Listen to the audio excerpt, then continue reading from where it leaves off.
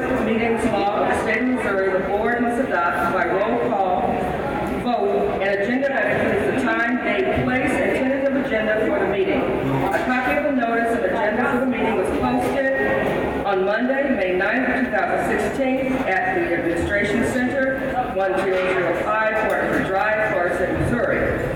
At the same time, copies of the notice and agenda were mailed to the major radio and television stations, to 4 newspapers, to all municipalities, schools in the district, and posted on the district website. May I have a motion to adopt the agenda? So moved. Second. It's been moved by Ms. Hogshead and seconded by Dr. Graves to adopt the agenda. Mr. Secretary? Mr. Reber. Aye. Ms. Harge. Aye. Mr. Morris. Aye. Dr. Graves. Aye. Secretary votes aye. Mrs. Hogshead. Aye. Dr. Thurman. Aye. Motion carries. At this time, we want to do recognitions for our awardees. Ms. Hogshead, if you could read the awardees.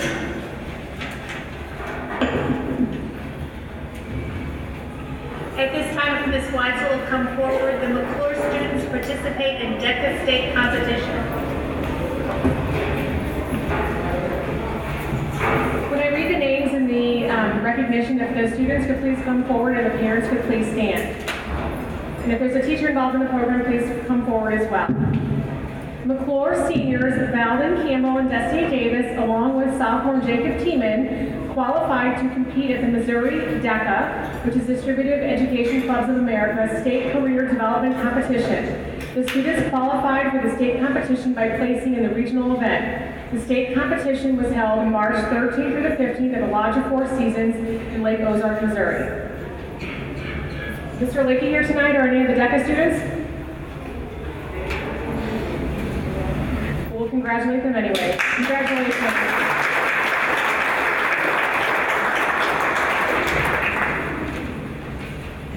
At this time, the high school students will that compete in the district and state music festival. So again, as I read the names, if the students would please come forward, and if the parents would stand, and any administrators or teachers involved in the programs for those high schools, please come forward as well. Students from McCluer North, and McCluer South Berkeley High Schools qualified and competed in the Missouri State Solo Ensemble Choral and Instrumental Music Festival on April 30th at the University of Missouri-Columbia. All of the students received a 1 superior rating at the district level event to qualify them to compete at the state level. The students are from McCluer, Truly Allen, Bertia Baker, Alexis Clinton, Blessing Hassan, Christian Nichols, Jarrell Callender, and Tony Merritt.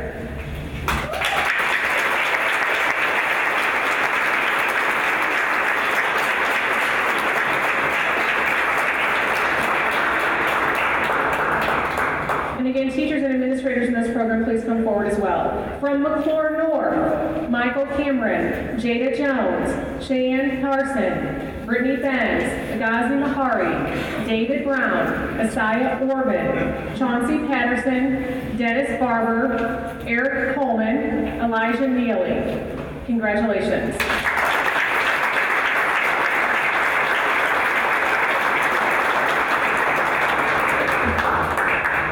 And from McCluer South Berkeley, Darian Wilson and Sakaya Young. Congratulations.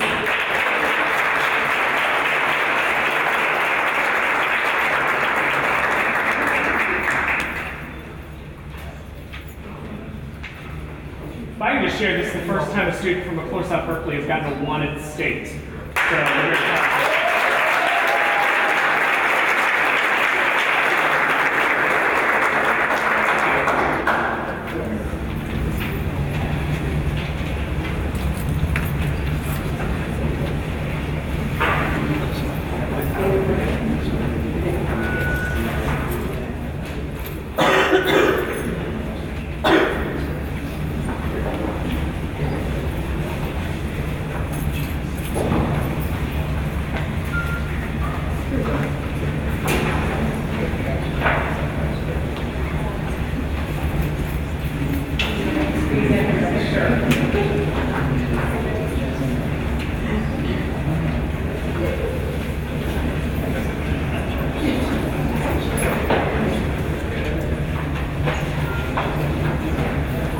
All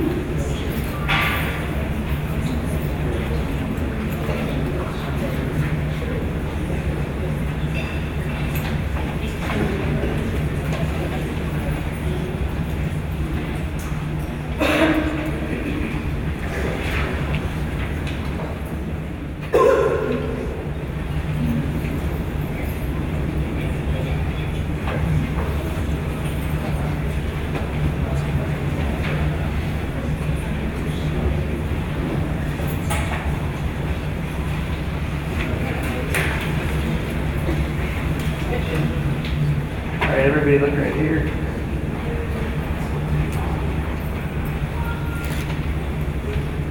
Great, thank you.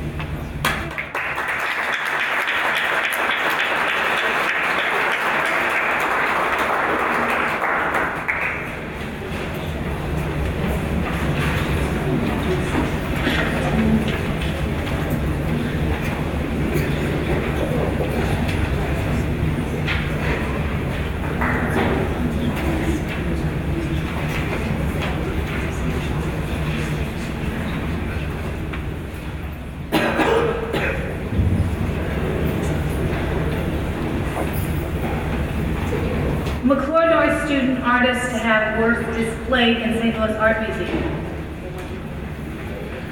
Now, we're switching to number 6 because Tim Lakey is caught in traffic, so I might as well say it, right? Okay.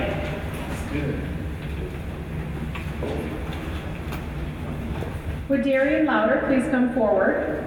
McCluer North sophomore Darian Louder was selected as one of 15 local artists by SLAM Teen Arts Council to exhibit work at the 4th annual Young Artist Exhibition at the St. Louis Art Museum. Darian's work will be on display from May 14th through September 9th. Congratulations.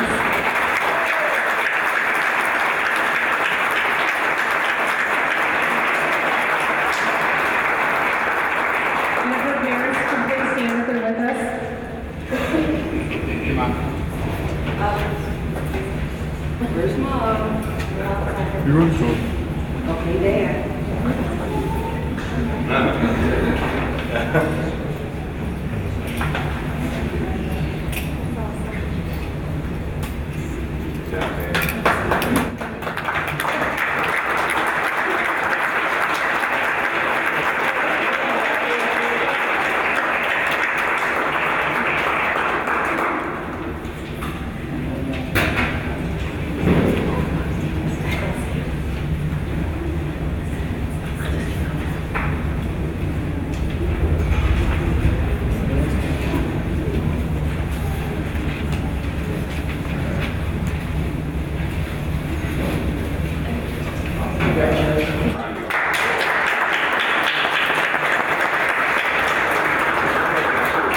Item number 7, district students selected for Missouri Fine Arts Academy. Ms. Weitzel? So again, when I read the names of the students, if they would please come forward with any of their teachers in the programs related to MOFA. Each year, students audition for the Missouri Fine Arts Academy, and the top 50 students in each discipline are selected to attend. Missouri Fine Arts Academy is a 3-week summer residential program for highly motivated student artists in visual arts, theater, dance, creative writing, and music. The Academy offers an intensive schedule of classes in interdisciplinary and discipline-specific arts and a wide range of co-curricular activities. MOFA is conducted with the support and cooperation of Missouri State University, and it's funded through program fees, grant endowments, scholarships, and private donations. In addition to earning college credit this summer, participants are eligible for 3 free hours of credit at Missouri State University each year they are enrolled. For the 5th consecutive year, Ferguson-Florissant has had more students selected than any other district in the state. Yay!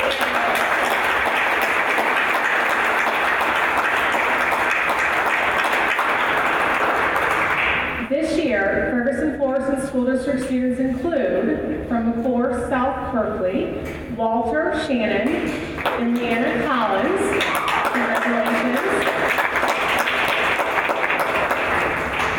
And again, as I read their names, students come on forward with your teacher. And from McCluer North, Reese Arcanati, Jada Campbell, Jada Ivy, and Nathaniel Washington. Congratulations.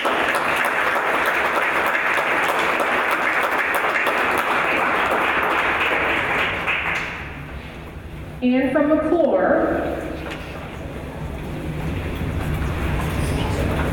Shannon Morton, Madison Sneed, and Ann Crane. Congratulations.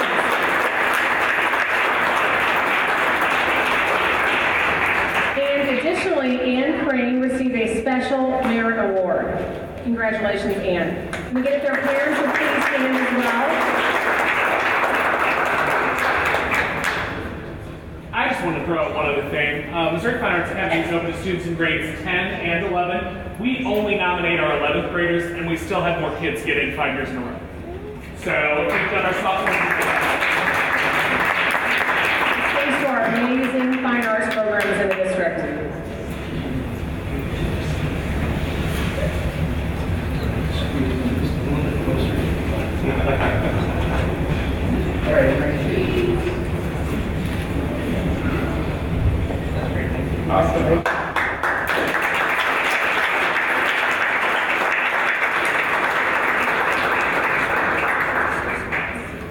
Okay, I'm going to go back to agenda item number 5. Tim Lackey is the NFTE Teacher of the Year.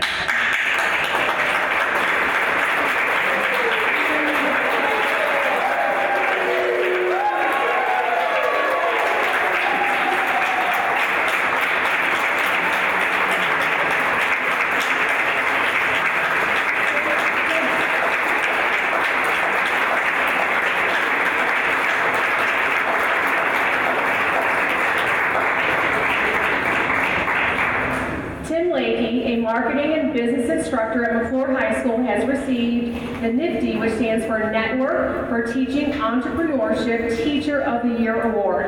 NIFTY trains teachers to engage students as entrepreneurial thinkers using innovative hands-on curriculum. Mr. Lakey incorporates the NIFTY curriculum into his marketing and business classes. As the NIFTY Teacher of the Year, Mr. Lakey received $500, a trip to New York City to attend NIFTY's Global Showcase and network and professional development settings with extraordinary educators from around the world. Staffers in the NIFTY St. Louis Metro office nominated Mr. Lakey to the honor. Congratulations, Tim.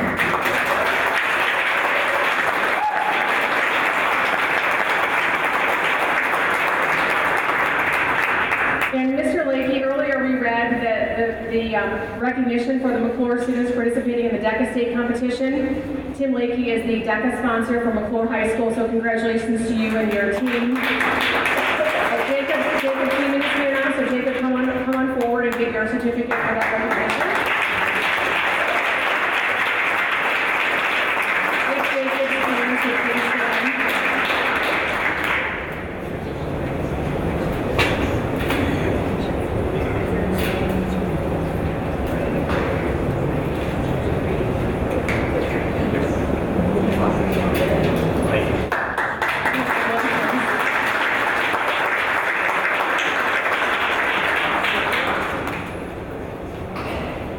Agenda item number 8, McCluer Thespians nominated for the Cappy Awards receive scholarships. Doug Irwin, could please come forward? Congratulations to our Cappy, which is a Critic Awards program nominees for McCluer Theater. Each of the students involved will receive a $1,000 scholarship to Lindenwood University. This includes all performers and ensembles or songs. The winners will be announced at the Cappy Gala on May 15th. I have a bunch of our nominees who are here. Sure. I need to brag on them for a minute. I want to brag on underclassmen stuff.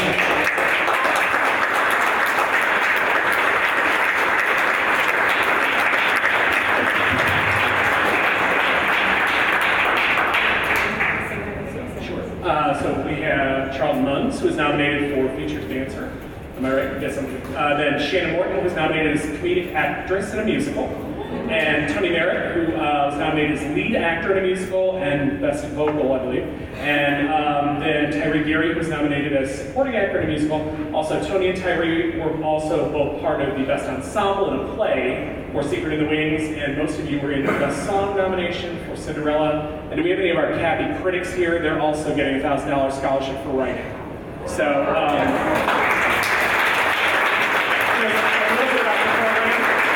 students from 30 different schools in the area go to other high schools and watch them and review them. The top review is published in the Post-Dispatch. The second review is published in the Journal. So there are awards for that writing aspect too. And I want to brag on my underclassmen this year. For the first time in 6 years, I've been able to have a play reading committee for next year, which meant, raise your hand if you're on the play reading committee. Yes. They submitted 3 plays and 3 musicals for Miss Peggs, who's the other theater teacher and I had to choose from for next year. On guidelines we gave them, our theme for next year is circus. And we will be doing Elephant's Graveyard, which is a heavy drama about the town of Irwin, Kentucky, that actually lynched and hanged an elephant. It sounds funny, but it's not. It's kind of horrible. And then the musical Pippin, which is based on the son of Charlemagne for our season next year. So it goes to you.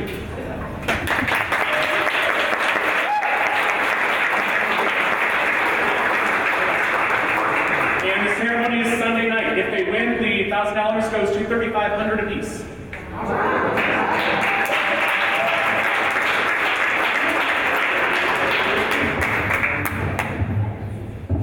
Everybody look right here.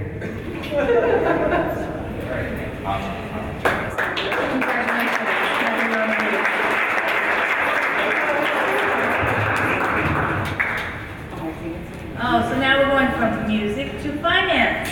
The district students compete in Missouri Personal Finance Challenge. And again, when I read names, if the students could please come forward along with teachers and administrators involved in the program. McCluer and parents, please stand as well. McCluer South Berkeley's personal finance team, consisting of sophomore Denise Robinson, junior Aaron Bell, and seniors Raquel Haynes and Kennedy Reed, placed 5th in the state in the first round of online testing, and they qualified to compete in the state competition. This is the first time that McCluer South Berkeley students have competed in the state initiative. Congratulations to teacher Bradley Johnson and his personal finance team.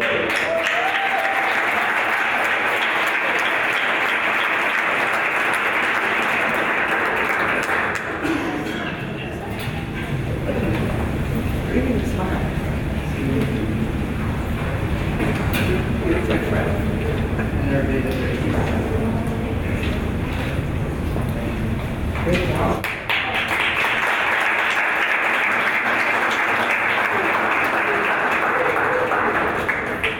District educators are awarded the Ed Plus Scholarship. If teachers Michelle Montiel and Kathy Holloway could please come forward along with their principals.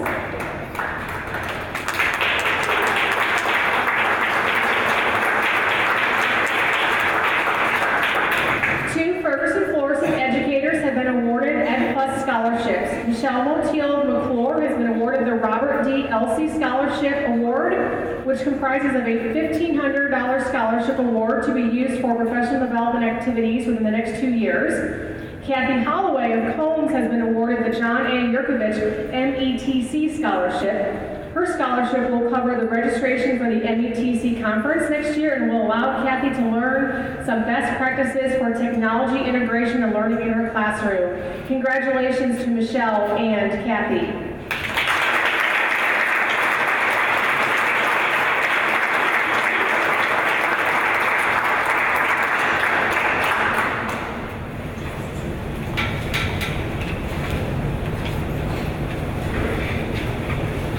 That's it. That's all, folks.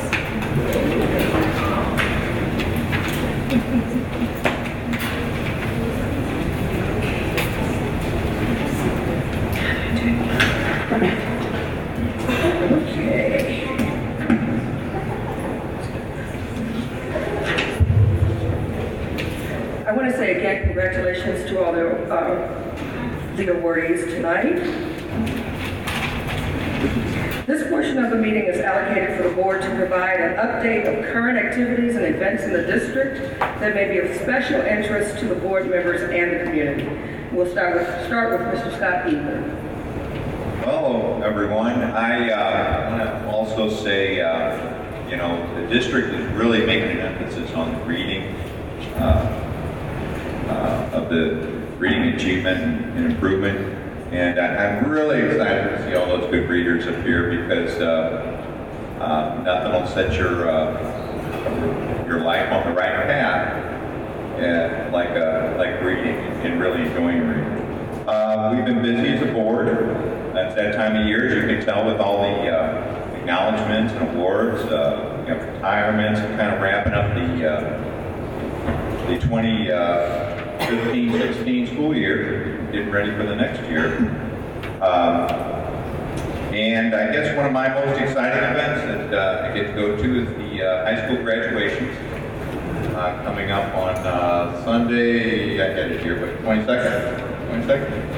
So that's a long day, but it's an exciting day out at the family arena. Nothing rewards me more. It's funny, you sit up in these chairs. A lot of times you're so far removed from actual students, and that's one day that I get a whole day of students and I just really love it.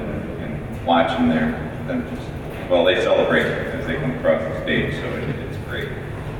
Okay, for my financial, I'm on a strategic update on the financial committee. There's a few things here. On May 3rd, Congressman Lacey Clay presented the 4th grade students at Johnson Wabash with an access pass to any national park in the United States. Ferguson-Florissant School District Foundation worked with the 4th grade teachers to plan a day trip to Mammoth National Park in Kentucky in order for the students to be able to use their pass. They're going to charter a bus on May 18th, tour the cave, and eat Cracker Barrel for lunch. So that should be I wonder what that bus ride home is going to look like. Everybody's sleeping. Big old belly full. The district applied for another equipment assistance grant from DESE to request funds for a combi oven for Berkeley Middle School. I'm pleased to announce that the district received an award of $25,000 to purchase the oven. Now, these are the ovens I suggest everyone get a chance to take a look at. I have yet to see one, but they say these are the ovens, that are on steroids, and like one of my favorite sandwiches, grilled cheese. I still have yet to get that grilled cheese. They say you'll never have one on the grill anymore. Get one on these ovens. So we're trying to put these ovens everywhere, but as you can tell, it's pretty costly. The financial office has been working on implementing a risk assessment process to analyze and evaluate risk associated with various processes in the business office. We are formulating an internal audit committee who will be given risk assessments to perform in their various departments throughout the district. This will provide us with information that we can use to tighten up procedures and ensure that our assets are protected from various risks. I also had a chance to, many things, but I'd like to mention I had a chance to go to the final meeting this year of the Wellness Committee. So I really am encouraged as we move forward, kind of hopefully promoting a very exciting and rigorous wellness program going forward. And that's all I have right now.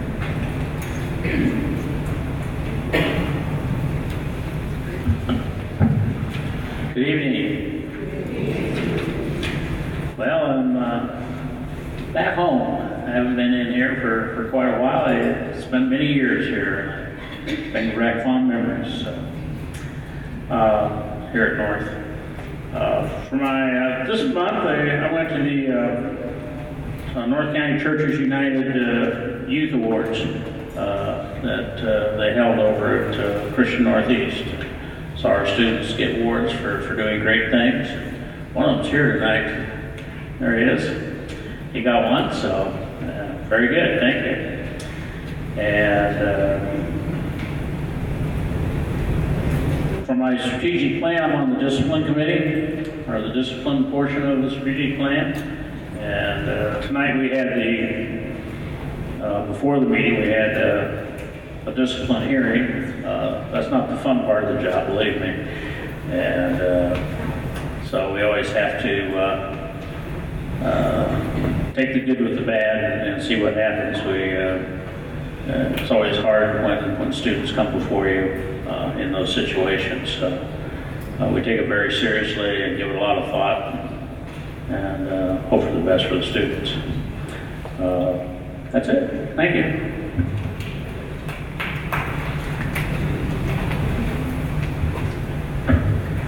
Good evening. Good evening. Being new to the board, I've spent the last few weeks becoming familiar with my role in the board, as going to trainings and going to meetings.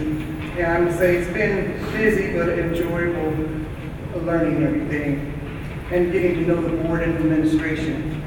The district has continued to engage the community, and Dr. Davis has met recently with his parent and student advisory councils.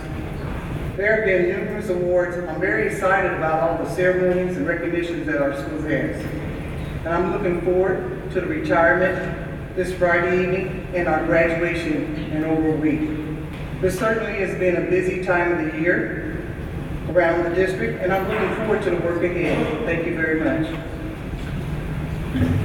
Good evening. My portion is student achievement. This started last week. We started with math testing, and I just want to remind all parents to make sure our children are getting enough rest and we're being prepared for those tests that are coming up and those that are currently engaging in tests. Elementary schools are on their second week of testing.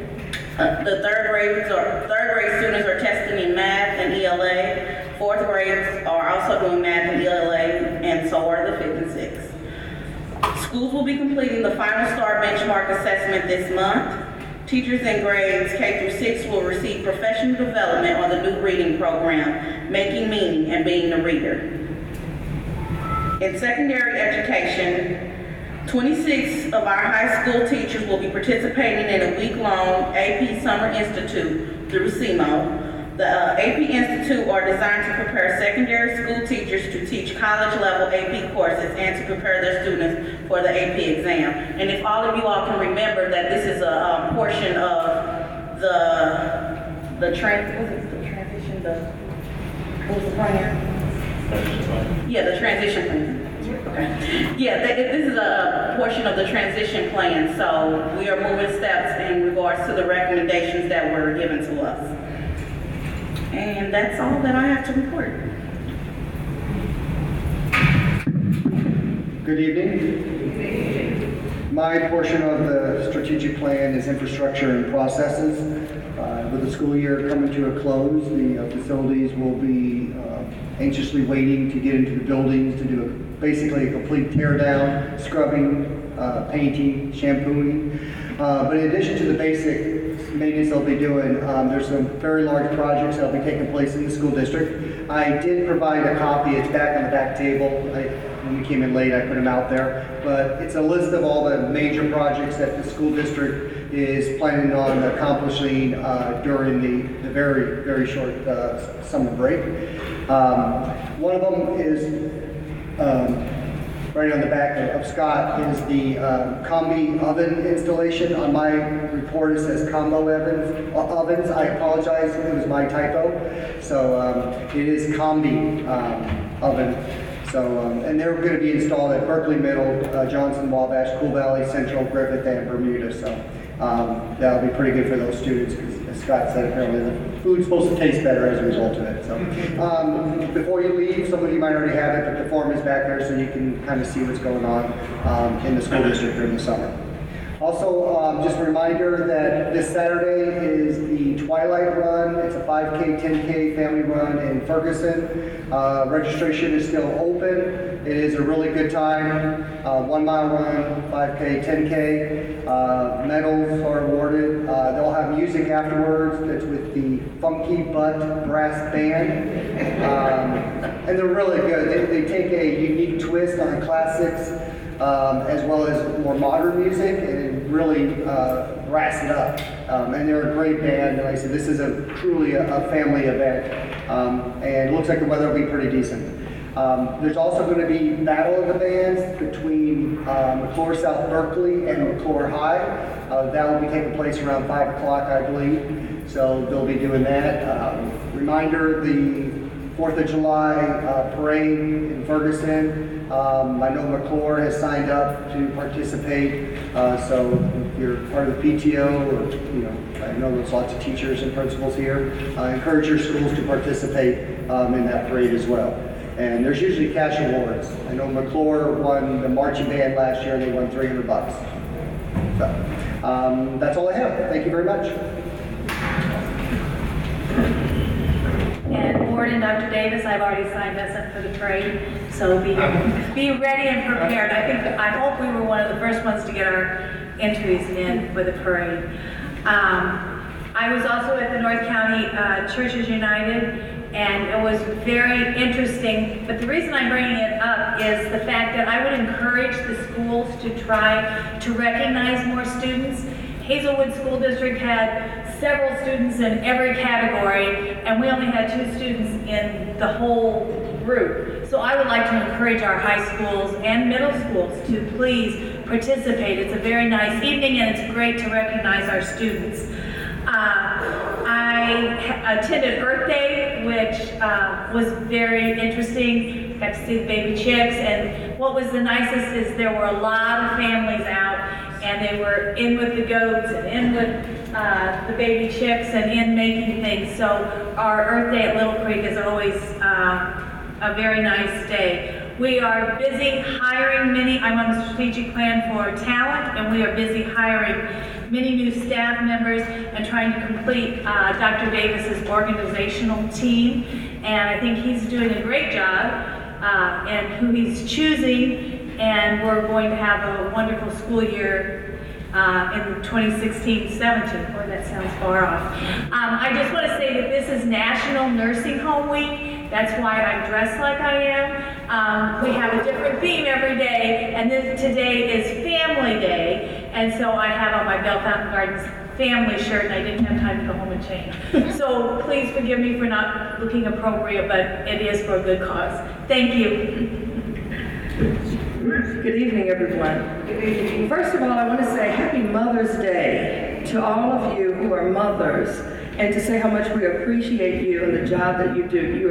It's a thankless job, right? Well, congratulations for being wonderful mothers, and hopefully you had a good Mother's Day. We've been really busy. I'm sure that you have probably seen on television that Governor Nixon was here in our district, and we were so proud to have him come and to sign off on the bill that was quickly defeated after he vetoed it, but still, he was here, and we want to say thank you to Ferguson Middle for hosting Governor Nixon. Also, I had the pleasure of also going to Little Creek for Earth Day, and I just want to say thank you to the entire staff at Little Creek for the job that you did, and also it was so encouraging to see so many families out and celebrating Little Creek. That's one place that you should be very proud of, for that being in our district. And if you have not had an opportunity to go to Little Creek, please take the time to go over and see what we have going on in our district. Also, I had the opportunity to go to a ceremony that was pretty sad. As many of you probably know, I was principal at Holman Elementary School for 5 years, and across the street from us, we had a person who was a former parent who is just a friend of the district. He passed away, and his name was Jim Lotspitch. I always have a hard time saying his name. But he was one who volunteered to do things at home and school, and he continued to do that. Even Miss Jamie Otto, I think she's here tonight, who continued to just, whenever he had an opportunity, to just come across the street, plant flowers. I remember we needed something out front for our children to sit on. He made the red benches that are out in front of Holman Elementary School. And he did all of this out of the kindness of his heart. And I know that there are many people in our district who are that way, who don't necessarily have children in our district, but who really care about our district. So I just wanted to honor Jim tonight, and to just have a moment of silence for Jim, and to say thank you for all that he did in donating his time and his talents to our district. Could we please stand for just a moment of silence for Jim?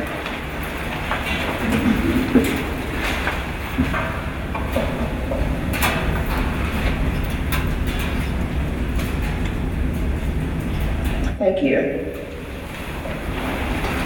I also want to say congratulations to one of our board members who is now a master board member, Dr. Courtney Graves. And let's say, and she will be receiving her plaque at Tantera next month, in June. So I want to say congratulations to you. Also, I am on the discipline committee in terms of the strategic plan. And what I want to say to you is that in every area, from out-of-school suspensions to discipline hearings, that our numbers are decreasing. And I just want to, I can't express how important it is to have discipline in the classroom. If you don't have discipline, you can't have learning, you can't have quality teaching. And we're continuing to work on that through our PBIS program. And I want to say thank you to all the teachers and administrators who work really hard to keep our discipline in check. And also, one big honor that I would like to recognize someone right now. Margie Rill. Today is Margie Rill's last board meeting, our secretary. So we just want to say,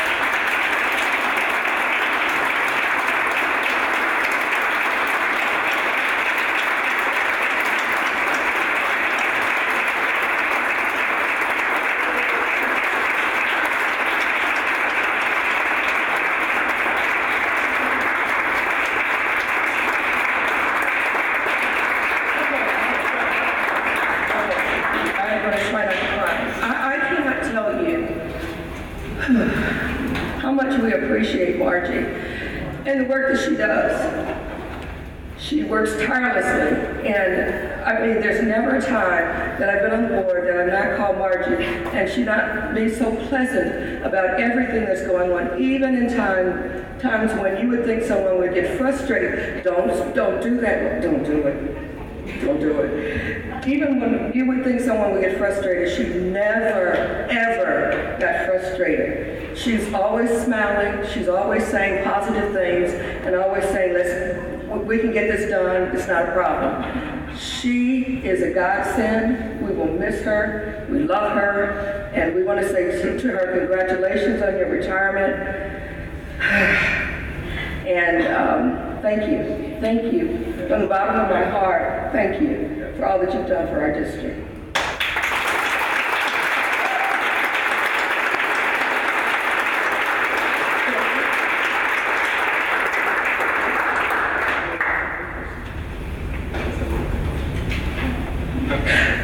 Okay.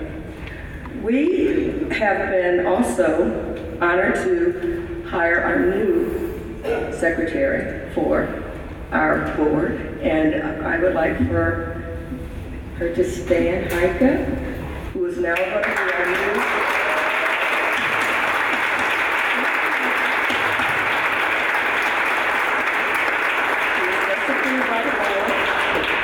You got some big shoes to fill, but I know you'll be just fine. So, thank you so much. Margie's party tomorrow. Everybody needs to come to Margie's party. Everybody. Let's give Margie another round of applause.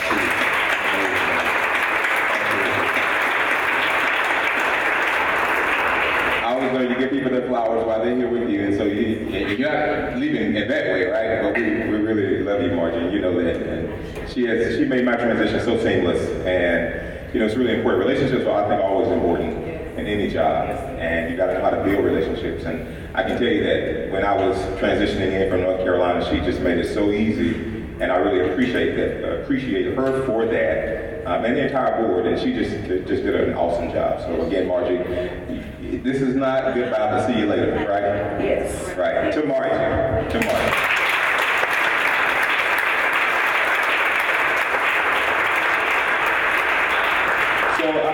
I think recognitions are really, really important, and I just want to take an opportunity to recognize all of our support staff that are here this evening. All support staff, if you're here with us, just stand for a moment. Yes.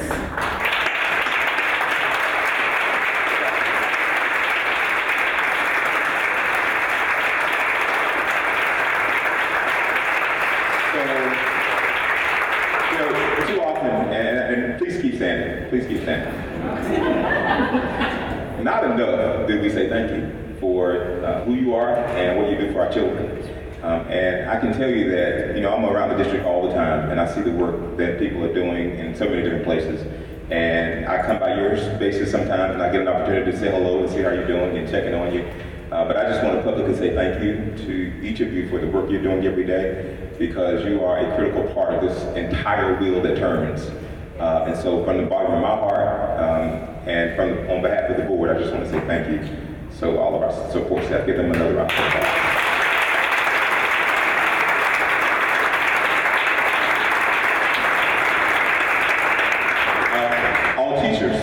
All teachers, please stand. All my teachers.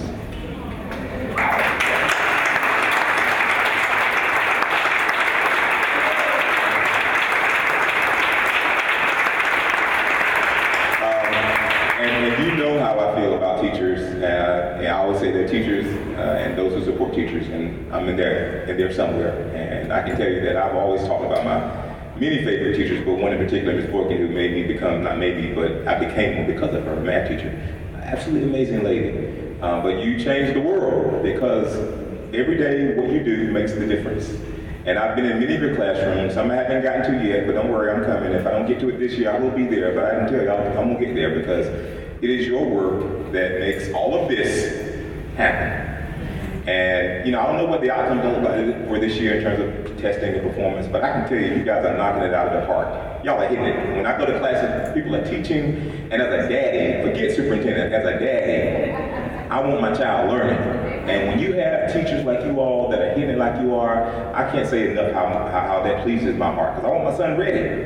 And when I see teachers like you in your classes, as you're counseling them and working with them in so many different ways, it makes the difference. And not enough do we say thank you for what you do. And I just want to say it to you, thank you for what you do, because you make the difference. So give them a round of applause.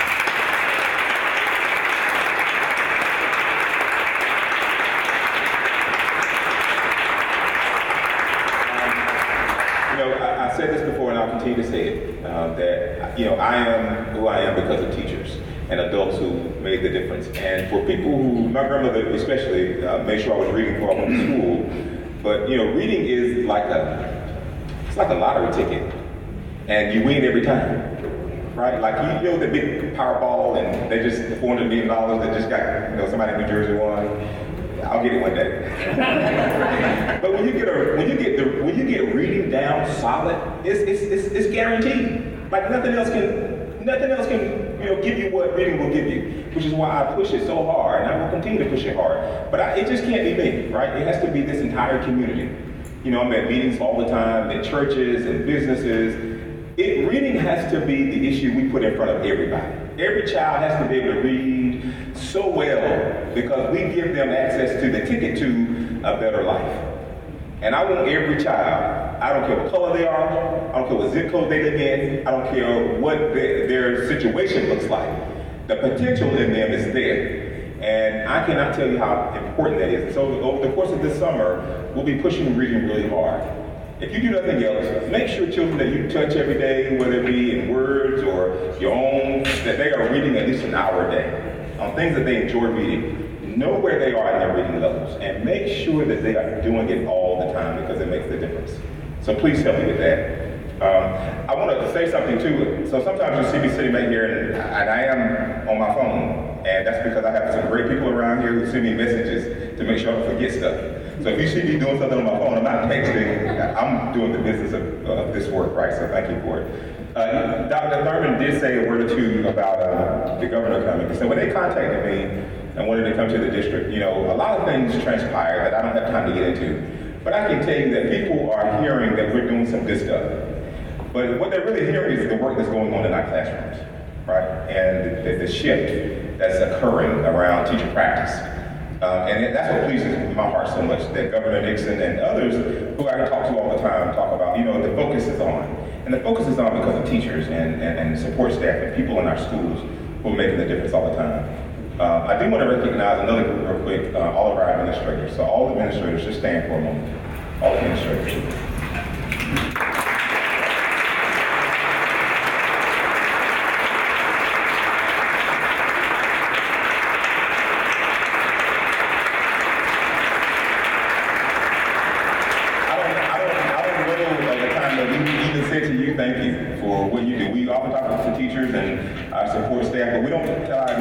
enough thank you as well, because that's a thankless job and y'all know it. Yes. Especially when you don't discipline someone the right way. You're the first name that becomes blood. I know it. I've done it too long. But sometimes you just need to hear thank you and that you are appreciated, because you absolutely are. And I don't just say these words to be saying them. I say them because I mean them. And I try to be as clear as I can about where we're going.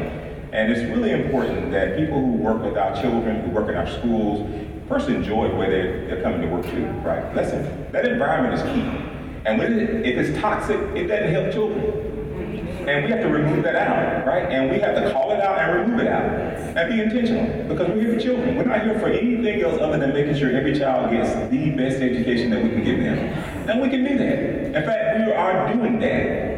I'm declaring it, right? So thank you to all of our administrators. But I want you to keep standing. I asked Mr. Crowley, who's principal here, to come forward for a moment. He's here with us. Give Mr. Crowley a hand.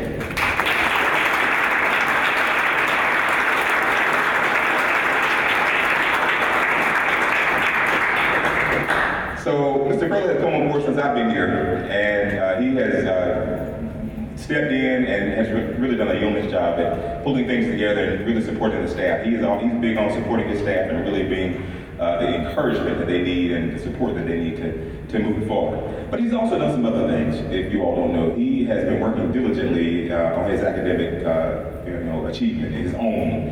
He's been studying and learning and writing and researching, and he completed his dissertation just recently, and so I don't have the power to bestow upon him because it has already been done. But I will introduce to you for the first time ever in this Ferguson-Florissant School District, Dr. Andy Croker.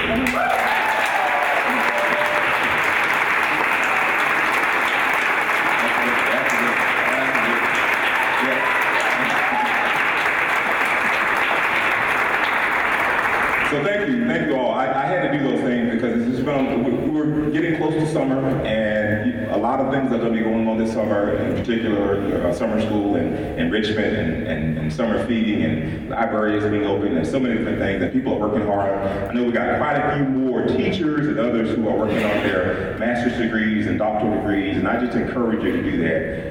Because that says that we are interested in continuing to make ourselves even sharper so that we can make sure our children get the kind of education that they deserve. So thank you for that. Yes.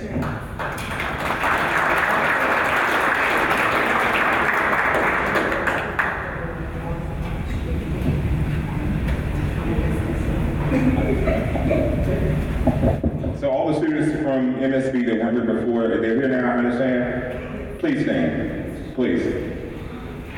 Come on up.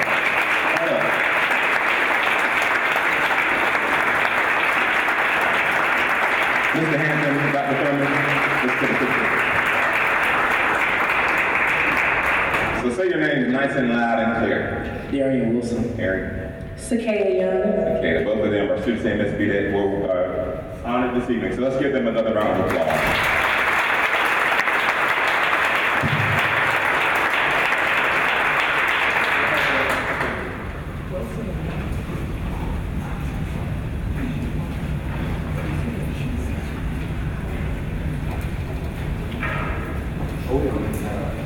Oh, you have Just get pictures down right there.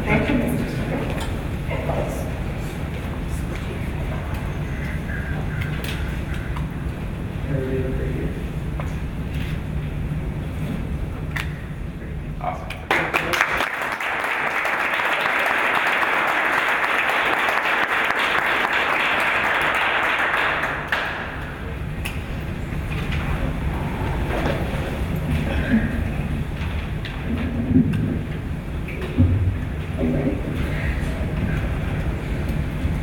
The board allocates this portion of the meeting to allow stakeholders the opportunity to comment on both agenda items and non-agenda items at the start of each board meeting. Prior to the public comment period, participants are asked to fill out a comment card with their name, address, phone number, email address, and topic to be addressed, and will be allowed up to 3 minutes to speak, 3 minutes. Members of the audience who wish to speak to the board are requested to speak from the podium, identify themselves, and in keeping with district policy 4054, 4059, and personnel law should refrain from making negative comments that are personally identifiable.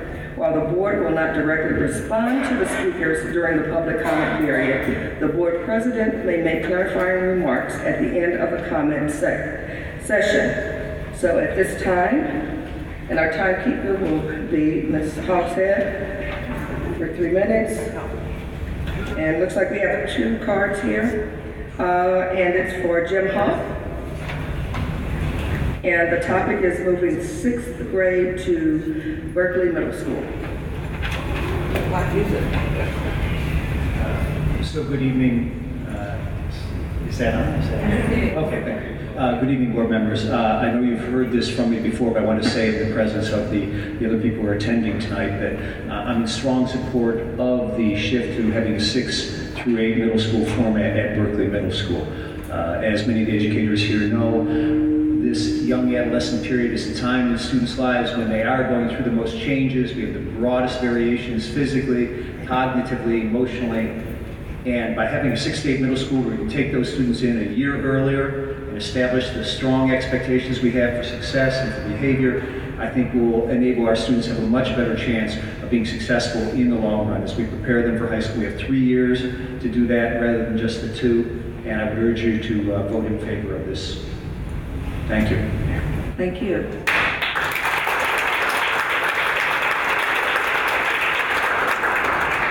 And we have Mr. McClendon, and it's moving 6th grade to Berkeley Middle School. Good evening, Dr. Davis and board. I'd just like to say I am in favor of, well, before I say I'm in favor, 10 years ago we talked about Berkeley Middle School. Berkeley Middle School was an elementary school. So the water fountains are down here. You have the 6th grade kids that's up here. You have some of the bathroom issues that's over there. So I hope that those issues will be addressed also over there. Now the other issue that I have is I understand there's only 4 schools that's going into that's feeding into Berkeley Middle, and that is Airport, Bermudas, Cool Valley, and Holman. What about Vote? Why isn't that feeding into into Berkeley Middle? My reason and rationale behind that is because a lot of your kids over at Vote are foreign kids or another race or another language, have another language, and they have a little bit more. I would like for our kids on the south end to be able to adapt to some of that, because a lot of times our kids do not have an opportunity to go to foreign countries and different things where you have at Vote. You have a lot of foreign students over there. So I would like to see that Vote have a challenge to go over to Berkeley Middle, where you can get some, because a lot of times our people from other countries have an opportunity to adapt a little bit quicker. I think that our kids on the south end need to have that opportunity too. So I would like to see that you not only those 4 schools, but add Vote to that also. I would be very glad to hear that. I'm glad to see you all writing and taking notes, with the exception of a few. But I would really love for that to happen. Vote that some of the schools would go to that. I actually had 2 things. So, Dr. Thurman, do I get 3 minutes on each one? If you notice on the you noticed, but you only said 1 at that time, and I did have 2 items that I want to talk about.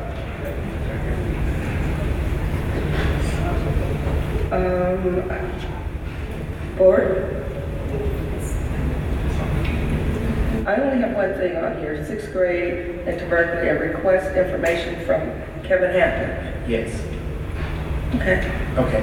The issue that I had on Kevin Hampton is that I attended a meeting last week at Airport School, and I had some issues there because a lot of parents contacted me in regards to a meeting that was scheduled. The meeting did not, they did not receive that meeting notice until from 8:30 to 9 o'clock on that evening. I don't think it was fair to the parents and to anyone in that district, anyone in that parents in that school to be able to attend a meeting at that little length of time, because I'm sure the staff would have probably got information out to their, and that was a problem that it was only one parent and myself at that meeting. So I figured that if it had been a much quicker notice, a couple of days, the staff could have sent something out and let them know what was going on and that they was having a meeting, because that's why, see, a lot of times it's not what you do, it's how you do it. And if you don't let the people know, yeah, I know everybody say that, that's the South End, we're not really concerned about that, but I am. I'm from there. My whole concern is the South End of Berkeley, because a lot of things go on in the South End. These hawkheads know that I've been attending meetings for a long time here at this school board, and I think that the South End is not an issue. We have some issues down on the South End that needs to be addressed. But the main thing is I asked Mr. Hampton to give me the notes. I emailed him and asked him for the notes of a meeting that he was going to send to Dr. Davis. I have not yet received it, Dr. Davis, so I'd like to know if it's going. Okay. Yes, and we will address that, and I really appreciate your bringing that up. School. Thank you, Mr. McCluer. And there are no more cards, so at this time we're going to have a recess and recognize all of our awardees. We will recess for 10 minutes.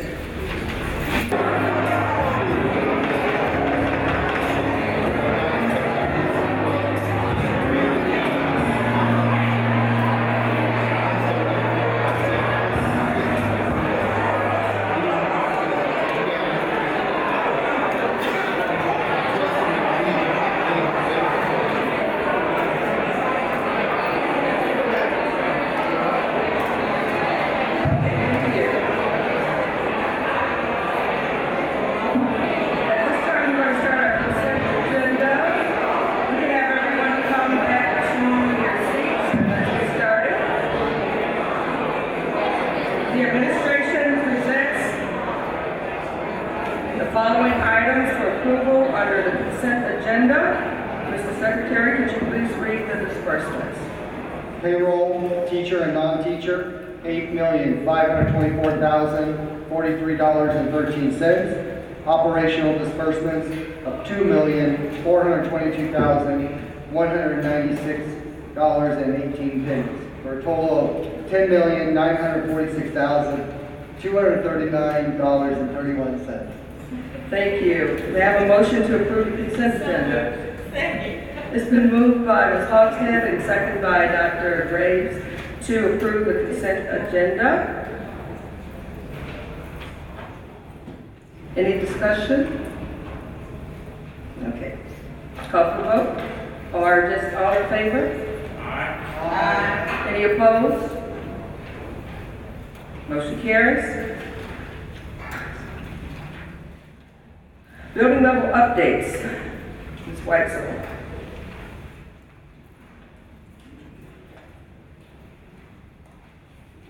Good evening. Good evening. Tonight we have 3 principals who will be presenting their school's targeted instructional area and supporting powerful practices in relation to the framework for powerful results. Additionally, a PowerPoint of their accountability plan and update has also been shared with the Board of Education. First up for this evening is Principal of McCluer High School, Ms. Jane Crawford.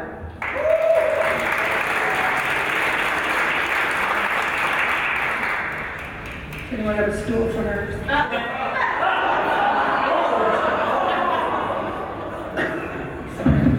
Dr. Thurman. Did you hear that? I did. Do you wish for her to repeat it?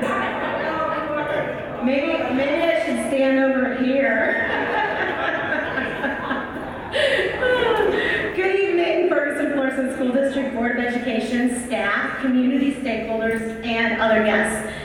It's with great common pride that I present this information tonight regarding McCluer's progress with our ILT team over the course of this school year.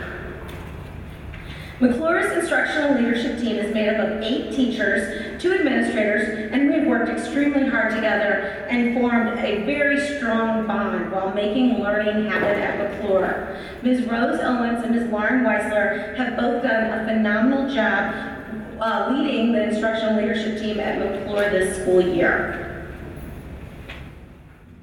Our work began at McCluer by our ILT sharing the vision for the work that we were embarking on, while motivating and inspiring our colleagues to pitch in with our efforts, and this sparked the shared leadership that we are working with today. Next, we conducted a whole school data dive that did not actually include scuba gear. And this dive prepared our colleagues for some focus on areas that we all agree need cross-curricular emphasis in our classrooms. Our targeted instructional area, or TIA, needed to be, without a doubt, reading comprehension of informational text. Our first 3 powerful practices all fall under this umbrella of vocabulary instruction, evidence-based questioning, and close reading. When examining our STAR reading scores and our EOC scores, our choice of reading comprehension as our focus is irrefutable. This is clearly where our comments need additional strategies, support, time, and intervention.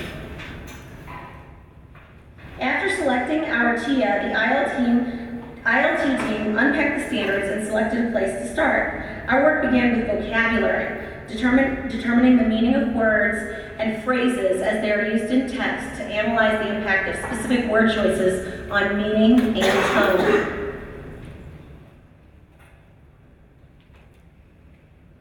In January, McCluer conducted our guided visit. During the visit, our colleagues from other schools looked at teachers, students, and the environment for evidence of vocabulary instruction.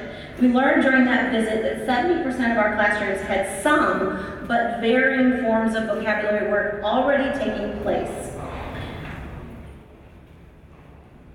Next, our ILT spent time researching effective and appropriate vocabulary strategies and instruction, ensuring that the research that we did would create a strong foundation for our work and also present credible teaching strategies that our colleagues could easily incorporate into their instruction. When settling on particular strategies, we decided to team up with Ferguson Middle School and align our work. We thought this would be particularly helpful as the students progress from middle school to high school. The clever cube design lends itself to a unique environmental support, reminding students and staff of the 6 vocabulary strategies that we utilize in our school. For our implementation phase, we incorporated professional development, safe practice, peer observations, and a variety of walks. On our first walk, we determined that vocabulary instruction was at about 70% as seen through teacher, student, and the environment. And our goal was 90%. That was what our SMART E goal was set for. So our ILT regrouped. We decided to provide more PD. We had more practice time, and then we just conducted another walk. That walk ended today. We're hoping that what we're going to find is that now we have data showing 90% implementation. In addition to teacher implementation, the strategies, students are also being measured on their learning related to vocabulary and the standard that McCluer chose. We're interested in documenting improved student performance in mastering R14 vocabulary standard for our students. According to the data that we've collected so far, we're improving in this area because McCluer students have achieved 74% mastery or near mastery on the most recent assessment. We'll finish the school year maintaining our vocabulary focus for cycle number 1, and then next year, cycle number 2 will begin with evidence-based questioning as our powerful practice. Research and professional development around evidence-based questioning will be presented during O Week in August of 2006 as McCluer's hard work and dedication to our students and their achievement continues. Thank you. Thank you. Don, I have a question. Yes. Just a real quick question. Can you explain a little bit more about the free independent reading for everyone? Absolutely. So prior to starting our initiative this year with professional development, last year McCluer had decided that reading needed to become a focus. And so we developed a committee called the LINT Committee, which is the Literacy and Numeracy Committee at McCluer. It has since then come under the umbrella of our ILT. And one of the things that we put in place was a structure where students would have 2 periods per week focused exclusively on reading for pleasure. And so they have 20 minutes on Thursday and 20 minutes on Friday that's built-in time, and it's very similar to that silent sustained reading program that many of our elementary schools do. And our teachers have been equipped with some in-class libraries, and it's designed for everybody reads. Everybody reads. All the adults read, all of the kids read, and find something that is of interest to you. Because as a former English teacher, I can assure you that the number one thing about reading that we know is that reading improves reading. And so we need to give our kids time and pleasurable experiences reading something they like and enjoy. Thank you. You're welcome. I'd like to recognize my McCluer staff, unless you have more questions. Please. Okay, if my McCluer staff could please stand at this time.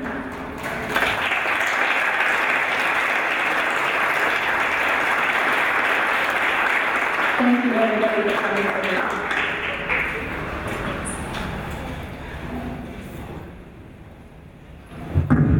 Thank you, Ms. Crawford. Our next principal to present is Dr. Andy Crowley, principal of McCluer North High School.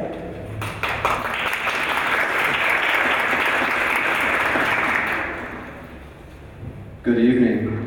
Before I get started, I want to say welcome to the Home of the Stars this evening. So happy you're here and joining us.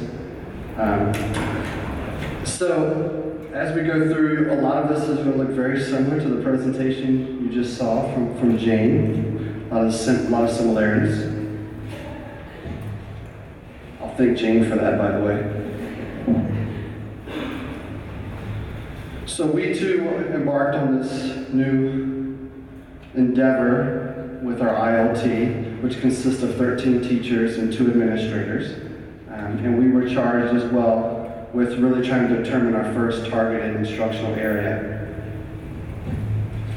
Now, 2 key people that really helped to make this happen, who are truly respected among our staff, are our 2 ILT co-chair folks, Amy Hancock, Science Department Chair, and Aaron King, our Math Department Chair. I know Aaron's here this evening.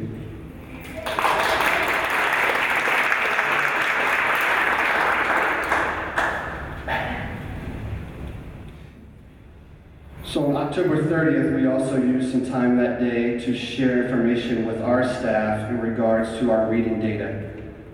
We showed them data based from STAR information as well as the last 3 years of EOC data, breaking down the reading strands for our staff. At that time, what I found is one of the most powerful parts of this entire process was really putting the ownership back in the hands of our teachers. And through our ILT, they were able to present this data to our teaching staff and allow our teaching staff to determine from the data what were the top 3 areas we truly needed to focus on. During that October 30th meeting, they were able to do that. We then went right back to the drawing board. Amy Hancock was able to put together an online survey, and within hours, the staff was able to take those 3 and vote which one was most important for us to tackle first. So it was almost unanimous within the staff where we went from there.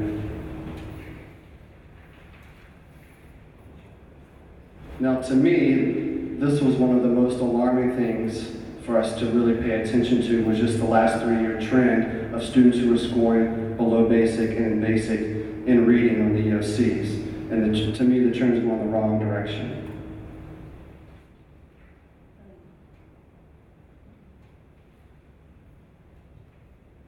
So our staff voted, and we chose to really focus on reading comprehension, really looking at for our students to be able to determine main ideas and supporting details in the text that they were reading. From that, we were able within our ILT to try to determine what would be our first powerful practice. After really doing a lot of research, as well as listen to what was going on in some of our other schools in the district as we had that really great time to collaborate together during those ILT networking sessions, we chose close reading as our first powerful practice. Why close reading? Well, to us, it's a high-yield research-based strategy. Students need to be taught how to critically read text, and we thought this strategy can and should be used with text that teachers already use in their class. We didn't want it to be complex and something outside the box. We want to let teachers understand they're already doing this sometimes in their class and may not realize it. We too created a SMART E goal for our staff. We're a little ambitious at trying to hit 100% of our students for this school year who at least show growth or retain mastery in reading comprehension. And I'll speak to that a little bit at my closure as well. So during the process, just like you saw it for McCluer High School, we're doing a lot of things to try to implement this practice during our 8-week cycle. And a couple pieces I want to highlight. For us, it was really powerful for us and that provide staff with PD that we were able to, one of the PD days, to share some time in our gymnasium with staffs from other schools, including Cross Keys and Mark Twain, who will also focus on the same powerful practice, especially with Cross Keys staff, to have that vertical alignment in that conversation 7-12, and for our staff and teachers to talk with each other, I think was very meaningful, and I hope we get to do more of that. Another couple other pieces I thought, as a building leader, was very powerful for our teachers was the safe practice time. We don't often give our teachers kind of this chance to take a risk without penalty. And during that time, they were able to go in their classrooms and try out this close reading strategy without worrying about failure, but we just wanted to try and keep running from there. And then we also saw a lot of power in the peer observations, allowing teachers to free up time to get into each other's classrooms and watch each other with their craft and help each other. Sometimes that feedback is much more powerful than I could ever provide. So for us, we really were focusing on lately looking at the data we recently collected when we did our ILT walkthroughs of our classrooms. So over an 8-day process, we hit almost all of our classrooms trying to capture close reading while it was happening. So this is some of our data looking at 3 different areas. First being the teacher. So within the classrooms we went in, 93% of those classrooms we observed close reading in practice. Teachers are modeling that at 82%. And the bottom number, that 59%, the text-dependent questions being observed, we have some rationale in that, and that's going to be an area we want to look at in the future. Then looking at what the students were doing, there were a lot of classrooms they were reading in those classrooms. They knew and were using those strategies. But for me, the powerful piece is to see that there was a majority of students who found it useful for them. And then with the environment, to me, it's the second bullet point here that stands out with the anchor charts. Many times we can walk into elementary school classrooms and we see anchor charts present all the time. Elementary teachers just knock that one out of the park, as Dr. Davis would say. But to me, it spoke volumes to see that we were hitting at least 75% of anchor charts around this strategy in our classrooms at the high school as well. So for us, our next steps, we're not actually giving up on close reading. And within our next 2 cycles, we're going to keep close reading right there in our close to us as we work through 2 components that we want to work on next: text complexity and then text-dependent questions. So we'll see we've already mapped out our cycles for the fall of 2016, and then the winter time for 16-17 as well next year. So our ILT has already mapped out those weekly cycles, and we're way ahead of the game, we feel, at this time. One thing in closing, I'll just add, and myself let them know this as I was looking at how our students are doing right now on the EOCs, without giving away too much and knowing everything's unofficial data at this time. But I will say that chart I showed you earlier of that 3-year trend, I will guarantee you that trend is going in the right direction now. Thank you. Sorry, good question.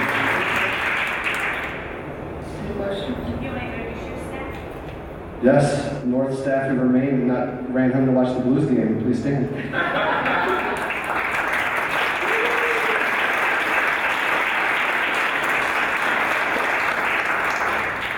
Thank you. Thank you. Thank you, Dr. Crowley. Good evening. At this time, I'd like to invite Dr. Emily Turner to the podium to share Lee Hamilton's progress on their targeted instructional area and powerful practice.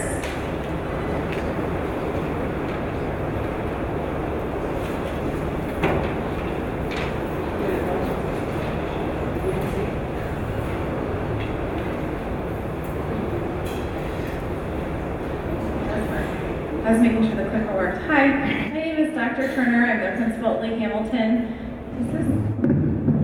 I just feel like it's awkward to be standing with my back to everyone.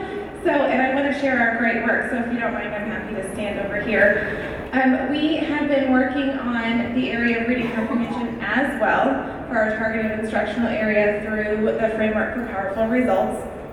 And the reason why we wanted to focus on this area is obviously database. We also spent a lot of time analyzing our data, all sorts of data sources, grade level assessment, STAR custom even. So we historically begin every year with about 60% of our students reading below grade level.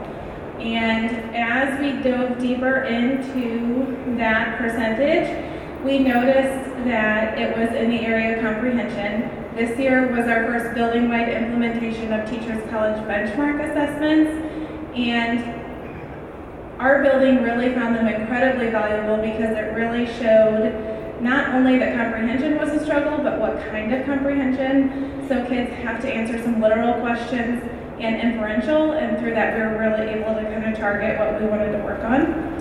Our grade level assessment data also showed that reading informational text and reading literature text, standards 1, 2, and 3 were consistently lowest scoring across grade levels 3 through 6. And then once our kids took the STAR custom assessment, that also showed that reading comprehension, also in the area of informational text, was a lower scoring area for our students as well. So we launched our first professional learning cycle in January. And we talked about retelling and summarizing being our main focus. So through that cycle, we had our ILT meetings. We had some professional learning through our staff meetings, early dismissal days, district professional development days, and data teams. We implemented our safe practice weeks, which is a great opportunity for staff, again, to take risks. And our professional reading was the book down in the bottom called Summarizing, Paraphrasing, and Retelling. One thing that we found once we identified that retelling and summarizing was going to be our focus is that we were talking about retelling and summarizing, but we as a staff weren't able to articulate the difference between retelling and summarizing. So we needed to look into what that difference was so we knew what to expect for our kids. Once we completed our first cycle, we saw that our primary kids kind of needed some additional practice. Our middle and upper level students were really struggling with that main idea detail piece of retelling and summarizing. And then in general, we needed to kind of break it down a little bit more. So in that first cycle, we had our teacher look-fors of our teachers using the anchor chart language and modeling that comprehension tool that we had, our ILT planned. Our student look-fors included using the comprehension tool, being able to talk someone through that, what does retelling and summarizing look like, and that they were engaged in, had access to, and were reading grade level appropriate text. So in our classrooms, our students were actually using the tools that were from the anchor charts themselves to practice that strategy. The environment look-fors, of course, were anchor charts and some sort of graphic organizer so that students could have a process as they retold and summarized the text, which led to a really good conversation. It's funny how much you can talk about what does a student tool look like what should the kids really have in front of them and be working on. And so that was a good conversation piece, and how much information are you providing to the kids versus them finding it in the text. We launched our second cycle, noticing that we needed to allow our kids to dig deeper into text, and we focused on the area of close reading. Again, having our ILT team meetings, professional learning, safe practice weeks. The one thing that we did shift a little bit in our second cycle was we pushed our safe practice more towards the middle, kind of later in the cycle, because in our first cycle we noticed that we were still tweaking things through our safe practice, and teachers weren't really comfortable with walkthroughs and observations while we were still tweaking things. So we adjusted that. And our teacher look-throughs were that they were modeling that close reading process. They were referring to the anchor charts. Students were able to follow along. And one thing that we are looking at tweaking for next year is actually an idea that I believe McCluer South Berkeley, we borrowed from them, in that when we're in classrooms, we have criteria that we're looking for when teachers are teaching and or when students are working independently. That way, if you're in during the teacher-directed lesson part, kids aren't penalized, and then vice versa. If you're in when kids are working, teachers aren't penalized for what they're doing. We have specific look-fors for each of those areas.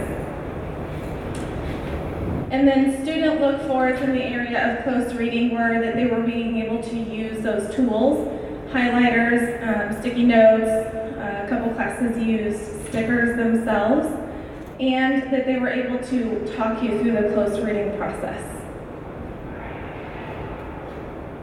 Environment look-fors again, anchor charts were visible in the classroom, and that those toolkits were accessible. Teachers found different ways to keep like highlighters and sticky notes and all of those things together in a package so that they were easily distributed and collected, not a distraction from the learning process. Starting next year, the building will be continuing to even dig deeper into reading comprehension, specifically main idea and details. We are finding through reading comprehension work that our students are having a difficult time identifying what is an important detail and not just kind of random details from the text. So what is really important about what we're reading, and providing them graphic organizers so that they are able to keep track of that to build their summaries. We were not a guided visit school this year, but we are scheduled to be one next year, so that will provide some amazing data for the building to continue to work through these powerful practices. So in closing, I will just say thank you, specifically to the board and administration for implementing this process and improving this to happen. I am devastated that I will not be here next year to continue this process. My husband had to go and get transferred to North Carolina, but this is the powerful work that I have been looking for 4 years now that I've been here. So thank you for allowing our schools to do this, because it is changing everything about the building and what's happening. So thank you for that.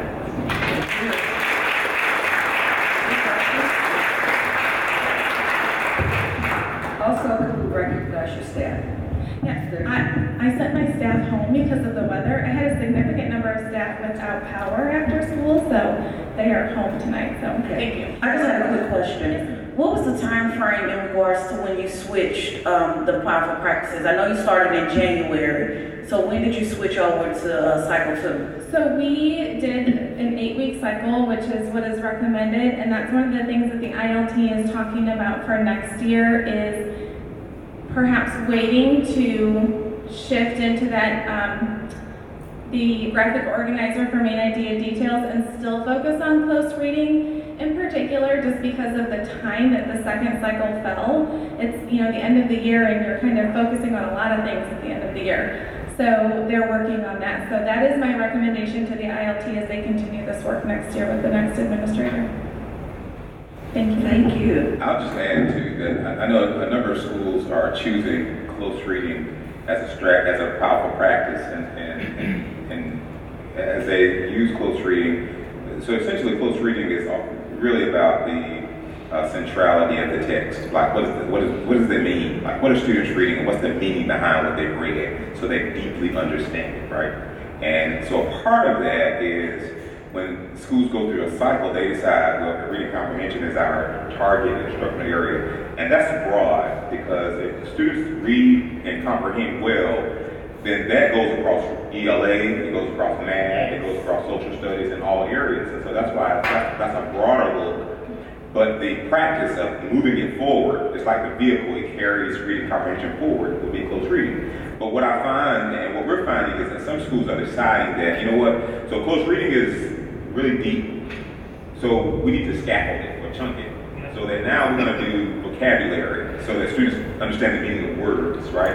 And then they look at questioning and the kinds of questions that students are being asked and asking others, right? So that as they begin to sort of scaffold it to close reading, what they're finding is that, well, maybe we need to go down here and do some vocabulary work and then have some sort of classroom discourse or questions, teach them how to ask and answer deep levels of questions, and then go even more deeper by using those close reading strategies. And there are some particular strategies, underlining, highlighting, circling, those kinds of things that help students to sort of say, well, this means this is a word I don't understand, so I need to go back and use that skill of vocabulary, right, to help me understand the text better. Ultimately, what we're after is that students deeply understand what they read. And you can know in any subject area, especially being a math teacher, that when students, because when students get word problems, and there are complex word problems, and they have to know several kinds of skills in order to be able to solve this problem. Well, if you have low reading comprehension skills and don't know how to attack the text, then you're going to struggle with any subject area. And I really appreciate that. I wanted to say it because what we're going to be doing from a district level is, so we're going to be supporting schools by having maybe a couple of 3 powerful practices that we will go deep on. And then schools, because they have autonomy on much of their budget, will say, well, if they're not going to use one of the practices that we know we're going to support, then they can certainly go off on their own, but it has to be research-based, right? So I'm really excited to see that many schools, and Dr. Crowley mentioned this a minute ago, they were working with Cross Keys and others, that they are coming together, Mark Twain, so that they're using the same powerful practice. And so what we're doing is finding that that's more efficient financially for us, right? Because now we have several groups, schools that are using the same resources and it's spreading it abroad. So there's some benefits all around. But I'm really proud to see principals leading the conversation, because when principals lead the conversation, they know how to support teachers, right? Because teachers will tell you quickly, well, my principal knows they're doing anyway, so we don't have anything different. But when teachers know the principals are on it, then they feel confident that I got somebody that's our partner who can help me push my work and change my practice in my classroom. Because that's really what we're after. It's changing practice so students learn at deeper levels. So, good job. And I will say that the evidence of this work is in our first cycle, we were grappling with that students tool piece, and the ILT and BLT were sitting together and they were kind of at an impasse, and one of the teachers said, no, this was our data, we chose the strategy, we have to figure out how to make this work, which was like the powerful aha moment. So it's working. Yes. So thank you. That's it. Thank you, Dr. Turner, and best wishes in your next journey.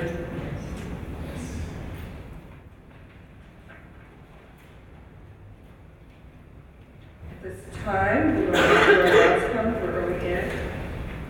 early ed report. Thank you to all the presenters tonight. We really appreciate your hard work.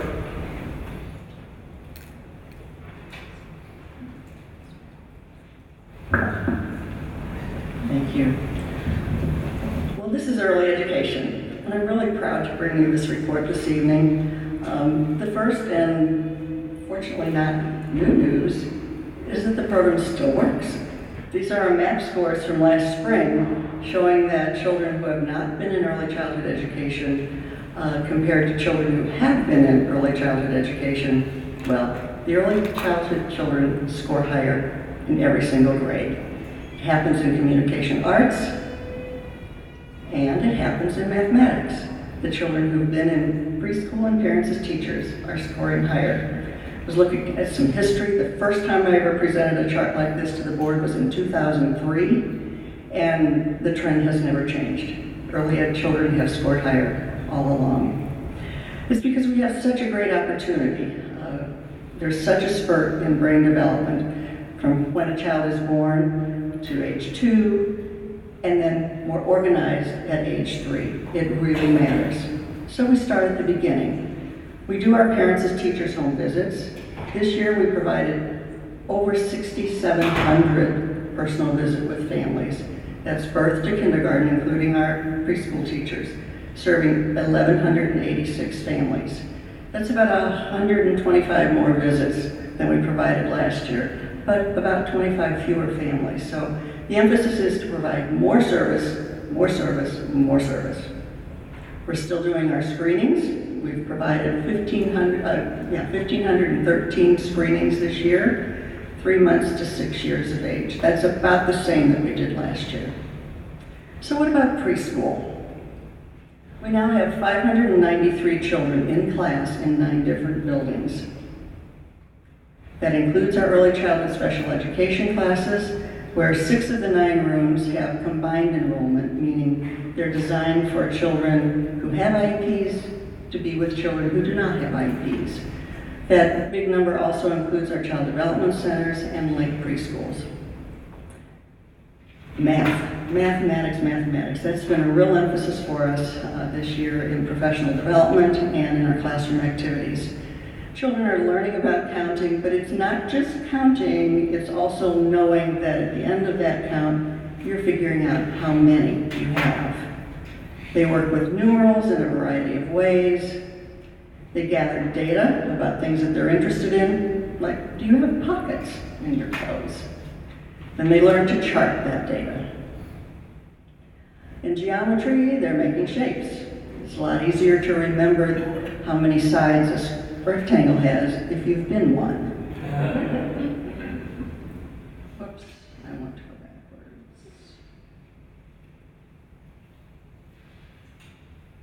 How do I get back? I love this picture. It's an old one, by the way. We have a preschool class there, and the children really, really enjoy reading in the library or with their friends. They enjoy pretending to be the teacher. Whatever. They love books. It's a favorite thing to do. In writing, yes, of course they practice their letters, but we're more interested actually in getting them to realize they can put their ideas down on paper. And that's a process. They start by drawing their ideas in their journals. Then they'll write. And for preschool, that's scribble writing. But that matters because they're getting the idea. They put my idea on paper. Well, then come along and the teacher will write the words when I do the picture. And then eventually, I do the picture and I write my own words. But it's a process that matters. But to get kids to write, you really have to give them something interesting to write about. So each year we've brought in the Imaginary Theater Company from the rep with professional actors, and every year the story is better than the previous one. This year we had a story about Goldilocks, who was learning how to respect the forest. It was fun to have the actors talk with the children. I captioned that they answered our questions. It's really hard to help young children understand how to ask a question. And we didn't quite realize that struggle until we started in this process, but it's interesting the questions they come up with. Another experience we brought to the children was the Magic House. They brought their staff to each classroom, and we had some rock studies in preschool and in kindergarten. Able to do this because of a grant from Boeing, which provided these lessons to preschool and to kindergarten, along with professional development for teachers, along with a free night at the Magic House for the children and their families. Lots of free nights. They didn't all go at once because it was all the schools. What else did we bring? Well, we had chickens living in our classroom for 8 weeks. They grow fast, in case you didn't realize. A tortoise came to visit. Well, at first the children weren't quite sure about that tortoise, but okay, we'll touch it. We had the opportunity to introduce a brand new curriculum from the Department of Conservation. It's free, it's beautiful, and we took the teachers to Little Creek to learn it from the Department of Conservation representative. Little Creek is so popular. Parents love to join us at Little Creek. It's always a beautiful experience. Children learning with their parents, becoming very careful observers, playing in that wonderful outdoor playground they have. It's really a delight. Using the kitchen or digging in the mulch, they love it all. Well, nature's a big deal right now, and yesterday the field trip the children took to Columbia Bottoms was of course pretty muddy, but they were searching for toads and they were successful at it. The parent, they got it, but after they got bunches of them, they turned them loose again, but they at least caught them. The parent support for this was really wonderful. They came and they enjoyed it. I have to close though by saying our largest task is still helping children to build their emotional skills, their emotional development, and their social skills. Learning to work together is very, very difficult, and the teachers work on it every day. And the children learn how to do it. They learn the words to use to get along, and they really do get along. So I thank you for your attention, and please come visit us. We would love to have you.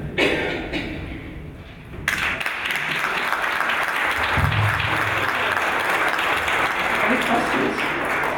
So, as you know, this is a very big passion of mine. Dr. Davis, you know how the transitional team came through and analyzed it. What did they say about it? Yes, I can't refresh my memory. Well, in the report itself, we go from one gamut to the other, right? From gifted ed all the way down to our early ed, but that our students, especially our 3 and 4 year olds, have to have that intervention early on.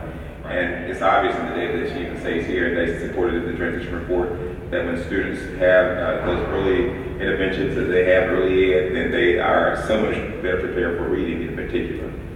And I know that money has everything to do with everything, but I don't know how we could increase, the numbers of parents and kids that don't attend.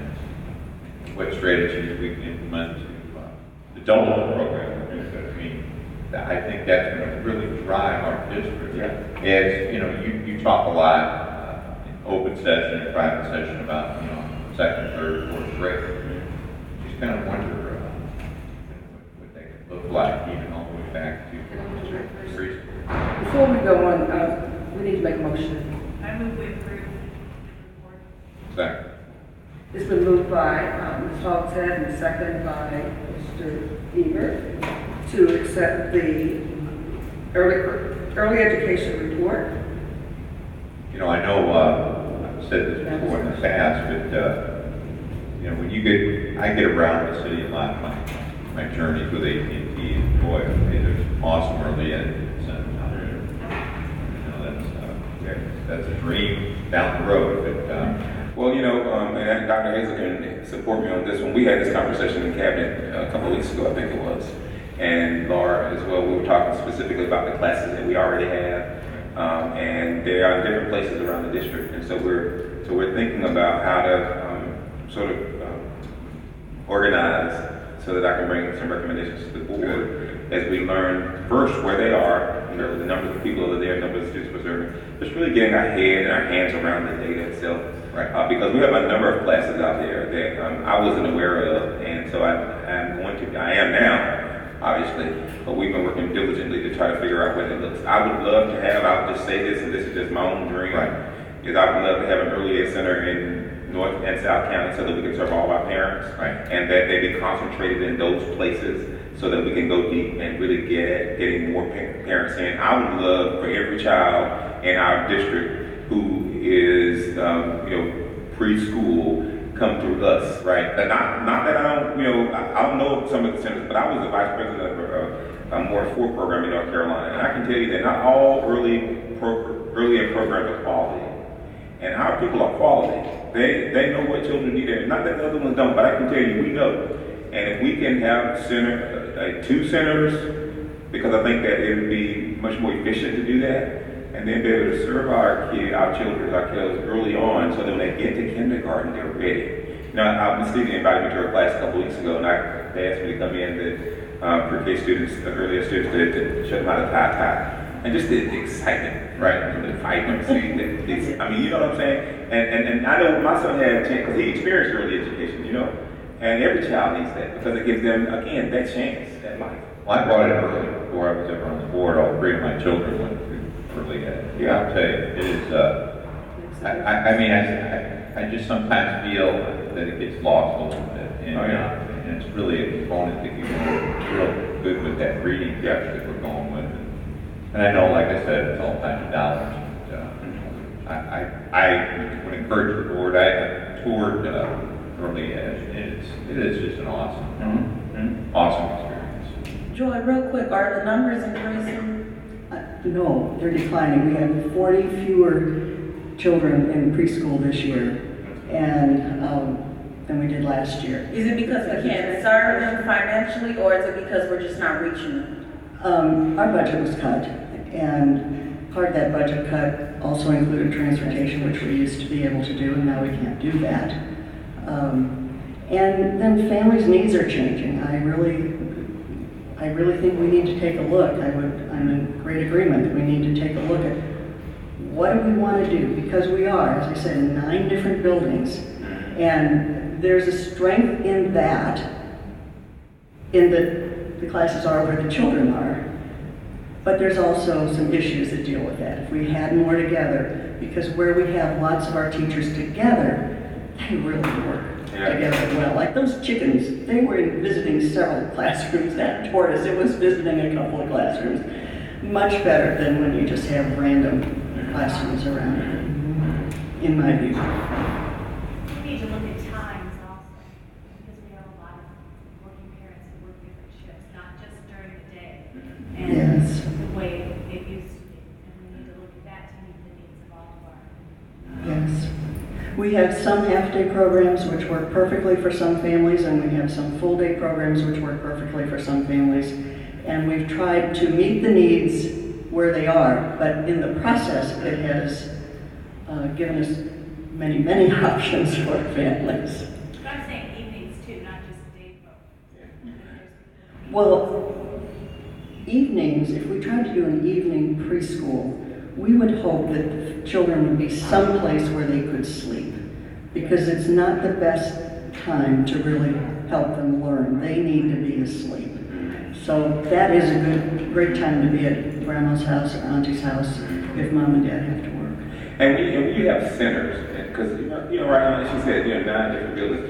That's not concentrating our resources, right? Like it's diffusing, it's spread it out, and it becomes difficult to try to get this center something and this class something, and we really need to take a look at how we're expending our resources, because for one, the public is hold us accountable for how we spend these dollars, and I think we have to. We're doing that. Laura can tell you, Dr. Hanson can tell you too. We're looking at that because, Joy's not gonna let it go. I mean, she's the biggest advocate for it, and I appreciate her for that, because we have to keep our hands on where are our students before they get to us, and quickly get our hands on them. Then we can prepare them for life, right? So, Dr. Davis, have we did a survey of the area in regards to early education, in regards to what the needs are? Have we did one recently? I haven't done one recently. I don't know if you've done anything like that. About 2 years ago, we located where the centers are, where the child care centers are. Right. And our big concern really is the caliber of learning that goes on in those centers. There are a couple in our district that are doing a fine job, and I really worry about most of the others. I'll be perfectly honest, I think some of them are, their children are staying there, but some of them are staying there and getting worse because they're there, instead of just even staying level with where they are when they came in. It breaks your heart to hear how some of them are yelled at. In our program, we all have fun. We really do. The children learn through their play. They don't learn through being yelled at and told to sit there and watch that video and shut up. Right. We just can't do that. Okay. Thank you so much. Could my staff stand up too? Yes. Yes. Please. Yes.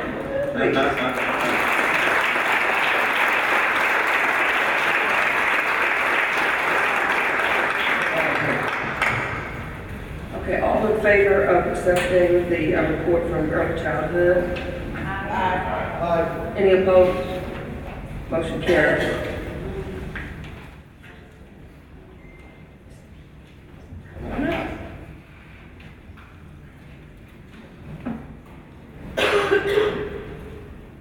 So I have the pre-advanced placement strategies.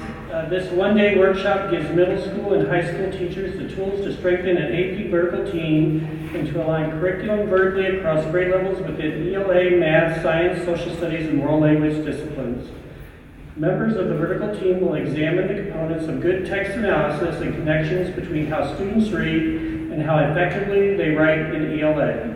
Learn how to create a curriculum that emphasizes key concepts of math at all levels of instruction. Develop research-based strategies and science practices. Learn research-based strategies to engage students in social studies and acquire the tools and standards-based instructional strategies for engaging students in world language. Through the implementation and vertical articulation of concrete strategies, participants will gain a deeper understanding of the skills and knowledge students will need at the pre-AP level. Advanced and honors courses leading to AP courses. The cost of this agreement is $22,500 funded through the district professional development budget. We request board approval for this proposal, and this also addresses the AP portion of the transition plan. May I have a motion to approve? Second. It's been moved by Mr. Hogshead and second by Mr. Ebert to approve the consultant agreement for the pre-AP professional development for College Board in the amount of $22,500. Discussion.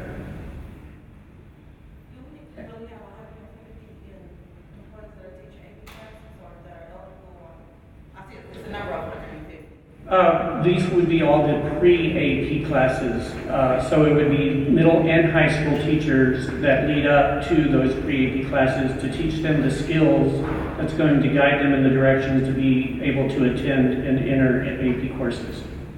So it does affect more, and it's all the disciplines, it's just not one discipline, so, of the 5 disciplines we mentioned. Have we done this in the past? We have not, this will be our first time. And just to add a note, we get 30 slots per discipline area. Currently, we are about 21 slots filled for each area, and I am going to put that out to other districts to fill those slots and charge to recur some of those costs. What's the deadline to determine if we have to do that or not? It'd be nice if we go with our own, of course. What is there a deadline when we have to submit our roster or who to attend?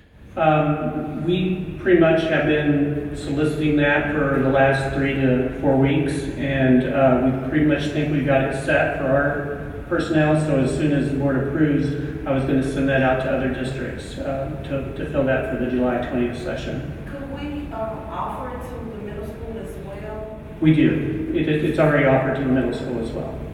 So we have both middle school and high school teachers attending.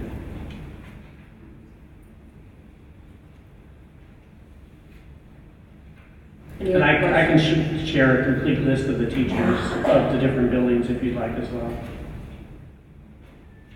Any other questions? Ready for the vote? All those in favor? Any opposed? Motion carries. Thank you. Thank you. North County Collaborative Summer Opportunities for Youth. Dr. Diggs.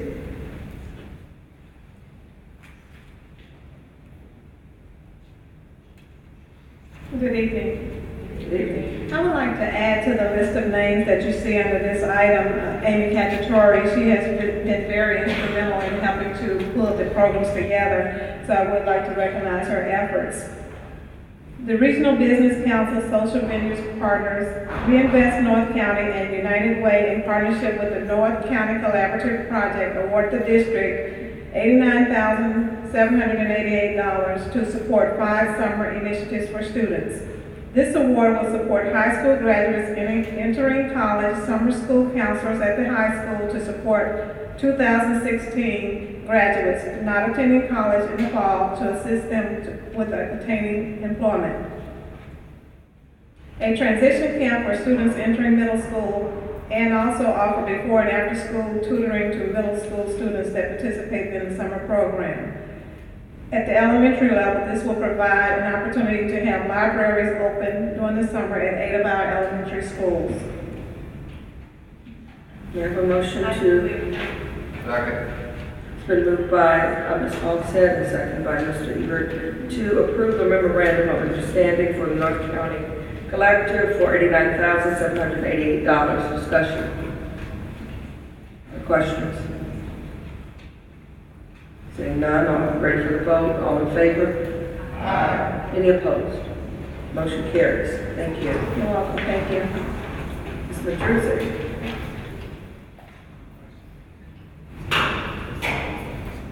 Good evening, Board of Education.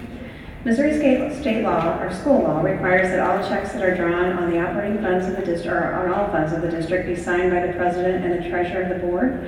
However, that's a lot of checks that we write every year, so the law also allows us to have a facsimile signature on those stamps. So administration is recommending that the board adopt a resolution authorizing the use of facsimile signatures of the president and treasurer. And then we are also recommending that the board authorize the president and the treasurer to sign new signature cards for the district accounts with the new board officers on it. May I have a motion? I move that we do the back. It's been moved by Ms. Hogshead and seconded by Mr. Morris to adopt the resolution and authorize the signatures of you and me. Any discussion? Ready for the vote? All in favor? Aye. Any opposed? Motion carries. Thank you very much. Ms. Whiteson.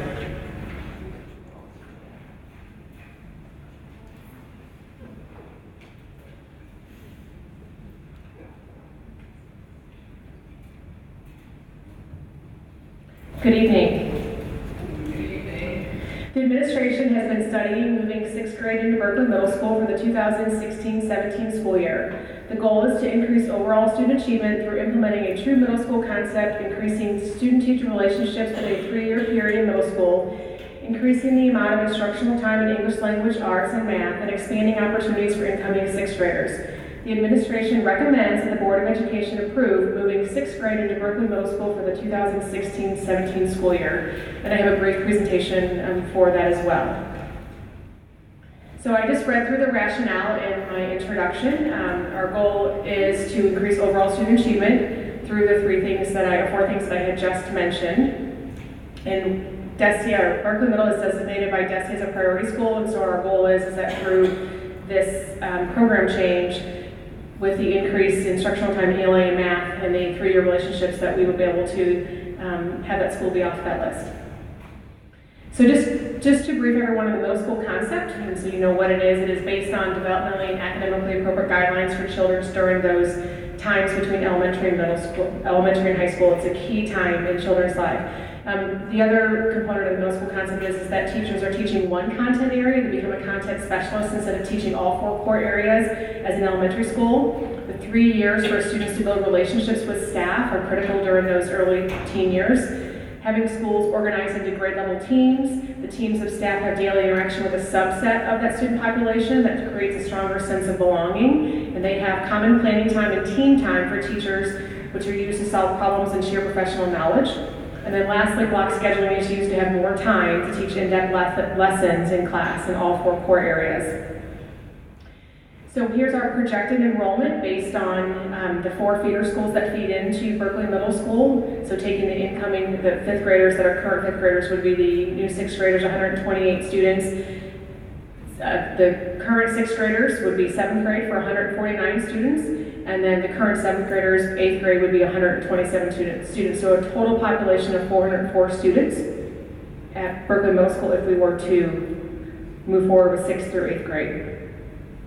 So just a little more details about the grade level teaming and block scheduling. So we envision having 2 teams for each grade level. So 2 at 6th, 2 at 7th, 2 at 8th, so 6 teams total. The grade level teams would be housed in the same area of the school.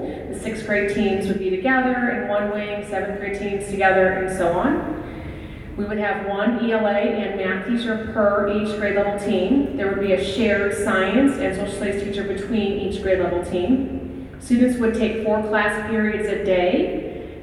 They would have 3 core classes and 1 elective or intervention period that is split in half, so that would be 45 minutes for each of the elective or intervention period. Students would have math and ELA every day for 90 minutes, and then science and social studies every other day for 90 minutes. 45 minutes of PE and health would happen every day, and then the other 45 minutes of that block class would be an elective period or an intervention period every day. Teachers would teach 3 of the 4 class periods per day, allowing for the common planning time for their personal plan and for team time throughout the week. So elective, intervention, and challenge classes, the list on the left-hand side is the elective classes that are currently offered at Berkeley Middle School. The one class that is not currently offered that we would request to be offered to be in line with the other 2 middle schools is computer literacy. That's noted with new in parentheses. Intervention classes, reading and math. Then challenge classes, pro would still be an opportunity for students through a pull-out program. We would recommend to add a 6th grade accelerated math. Currently in 6th grade, all students take the same 6th grade math, but in 7th and 8th grade, we have different levels of math. We would want to do the same for 6th grade. And then we have accelerated math, which is pre-algebra, algebra 1, and geometry. Certainly students who have an IEP would still be supported through parallel or co-taught classes depending on the way their IEP is written. After-school activities that are available at Berkeley Middle School, you can see the list. Certainly more opportunities than what you would have at your elementary school for those incoming 6th graders. And we also have academic detention at Berkeley Middle School, which is used to catch up kids who have missing work. And then after-school detention is a discipline consequence that can be assigned by a teacher or an administrator. What do other districts do for middle school and high school, and what does the data say? This is something that is really telling here. Of the 26 school districts in St. Louis and St. Charles County, Ferguson-Florissant and 3 other districts are the only schools that have 7th and 8th grade in middle school. So the other 22 districts have a 6 through 8 middle school concept. And so what happens in terms of when kids leave and come to us, this is really important because we do have, we know we have somewhat of a transient population. Kids might switch schools in the middle of the school year. So if we have a student who is in 6th grade, let's say just hypothetically in Hazelwood, who has 6 through 8 middle schools, leaves Hazelwood in the middle of the year, comes to Ferguson-Florissant, that child who was in the middle school with a different style of the block schedule or going from switching teachers and just having a little different type of middle school freedom and just a different structure for their day is then thrust into that elementary setting. And so they feel like they've taken a step backwards going from being in that middle school and having a little bit of independence than going back to that more traditional elementary school concept. And then for our kids that are with us in 6th grade, if they leave us in the middle of the year, they are then thrust into a middle school setting where they haven't had any transition for that type of setting where, again, they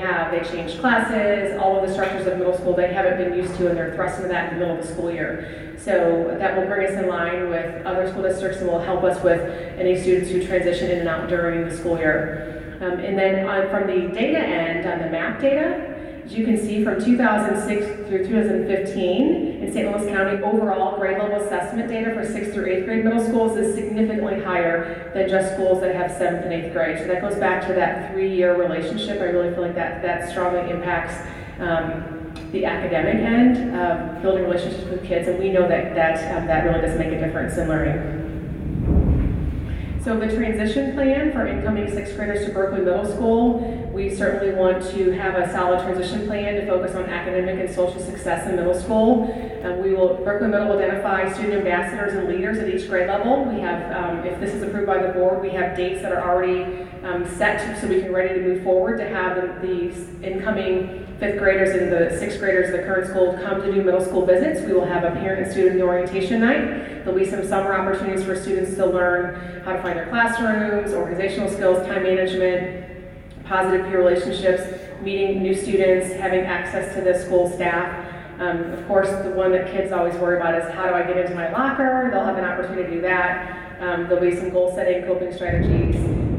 Berkeley Middle implements the Obeys bullying program. So that would be another component in how to adjust for the different academic standards at the middle school level, and certainly focusing on college and career readiness and those important lifestyle levels. We know that if we make this move, we're also going to have to provide some professional development for our incoming sixth grade teachers. So we want to make sure that our incoming sixth grade teachers, once they're determined who they would be if the board approves this plan, that we would want to make sure they understand the whole focus of the middle school concept. Certainly for all of our teachers, we provide some professional development in teaching a block schedule. And in fact, today I had a meeting with Dr. Williams and Kevin Volpel to work on the preliminary plan so that, again, if you approve this tonight, we can go ahead and move forward with that.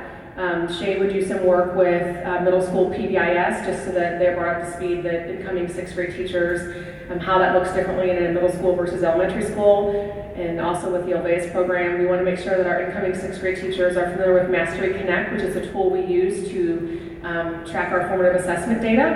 And then in the middle school, they teach a modified version of Readers and Writers Workshops. We want to make sure that those sixth grade teachers are comfortable with that as well. We did a survey of parents and students, and so here are the survey results. And you can see overwhelmingly that the fifth grade parents of all 4 schools support at 78% this transition, and of the staff, there were 127 parents that had completed the survey, and then of the staff there were 50, and all but 1 was in support of it. This is the timeline of what we've done so far. We started before spring break having a meeting with the FFNEA president and the Berkeley Middle School principal and the 4 feeder elementary principals to talk about this idea that we wanted to investigate and to study. After we got back from spring break, we met with the staff of those 4 feeder elementary schools in Berkeley Middle School, and then the 4 elementary principals engaged with the 5th grade parents in an informal meeting. We followed that up by a parent meeting at Berkeley Middle School where I presented this PowerPoint as well. Then we had the survey that went out to all 5th grade parents. 2 weeks ago, we had a board study session when we were at Berkeley Middle toward the school. Again, went through our investigation of the plan, and we're here tonight to recommend to the Board of Education that we move forward with moving 6th grade into Berkeley Middle School. And if you approve this tonight, we will implement it for the 2016-17 school year. I move we approve. Second. Okay. I do have a few people here tonight that want to support it as well. Not quite ready yet. So I don't know if any of our folks want to. Jim Hoff spoke earlier in his support, and he's here tonight. We also have Dr. Williams is here, and they all moved up to the front row. So Shay, do you want to add anything about your support of this? So I've been at Berkeley since I've been in the district since 2006-7 school year. So I have seen Berkeley grow academically over the last few years. I would love to continue to see Berkeley Middle grow with our students. It's kind of hard having them only 2 years to see as much growth as we would love to see. So if we had them 3, we will have even a more opportunity to grow academically and just mature-wise for our students. If people don't know, you either love or hate middle school. I love middle school, so I love to see our kids mature over the years, coming from in at 12 years old, 13 years old, up until they leave us around 13, 14, some 15, depending on their birthday. Just mature-wise learning and just mature-wise ready just to go into the next level of their life. This is a hard time where our kids are learning who they are, learning about their friends that are around them, just learning about life in general, and this will build relationships with our kids a lot longer. Thank you, Dr. Williams. And we have Ms. Jamie Otto, Principal Pullman. Good evening. 6th graders are developing their identity, and I feel like the middle school environment will allow educators to nurture their independence in the most appropriate environment. We do have a very transient population, as Ms. Weitzel stated earlier, and students dislike transferring into our schools as a 6th grader. And on the flip side, our students that leave and then are thrown into the middle school concept often are not prepared for that transition. And even when our students leave us, we still want what is best for them. They will have more opportunities for extracurricular activities, and research shows that their student achievement goes up when they are more involved. And in summary, transitioning our 6th graders to middle school is a more appropriate social and academic setting for them. Thank you, Ms. Otto. And we have Andrew Emmerich, who's a teacher at Berkeley Middle School. It's time.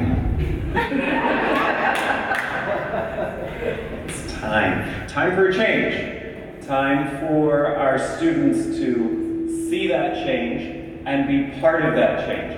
Time for our students to have a little more pride in being a Berkeley Bulldog.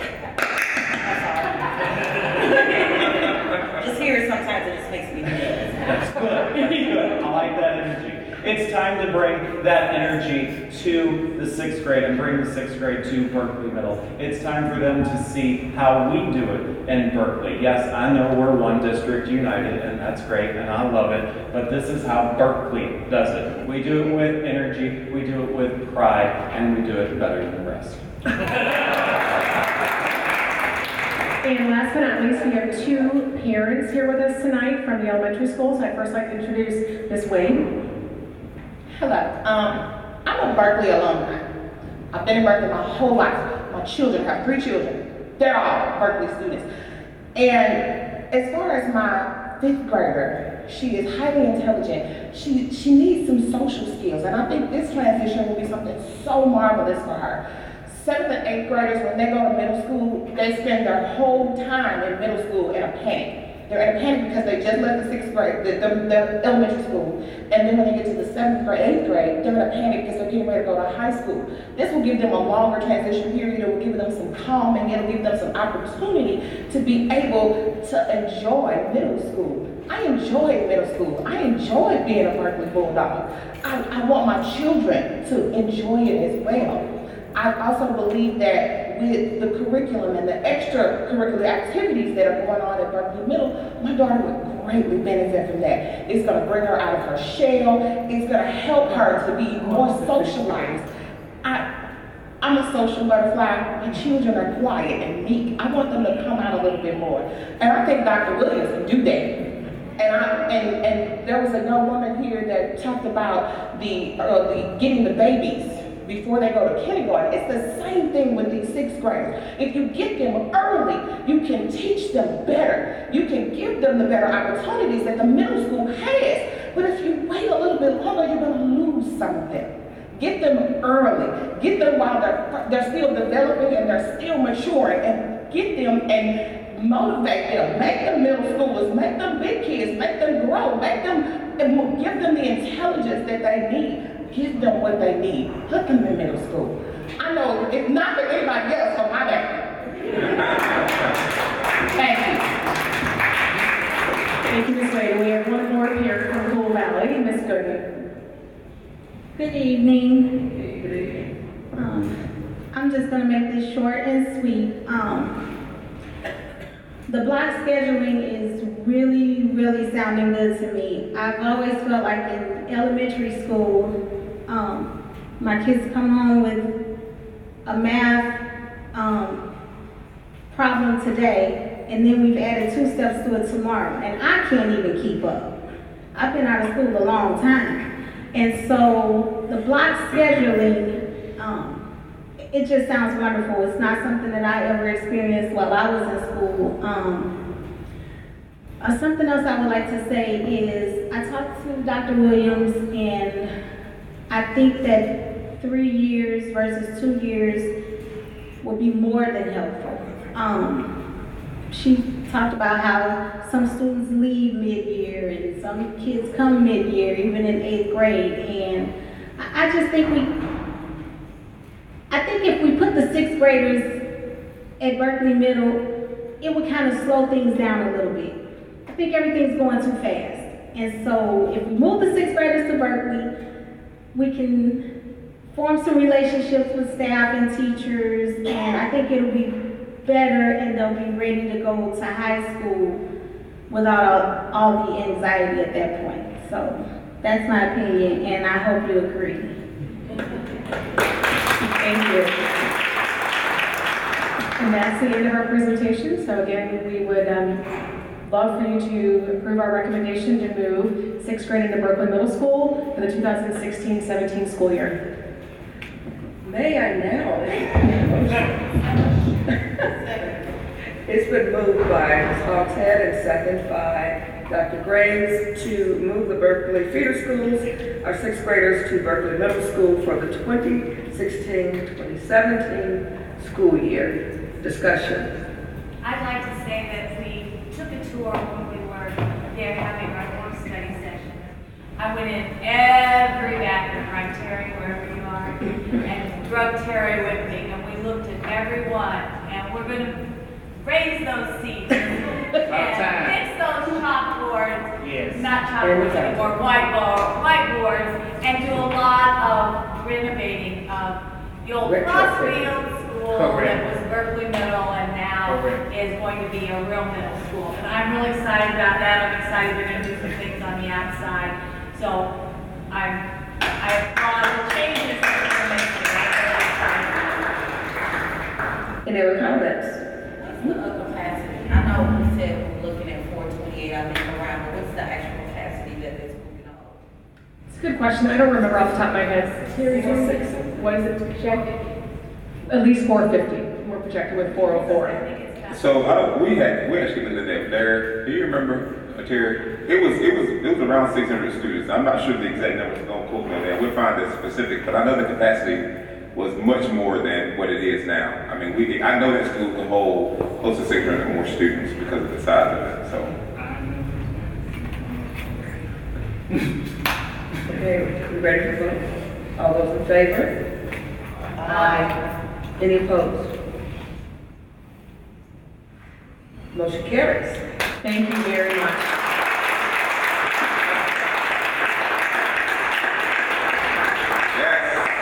Okay.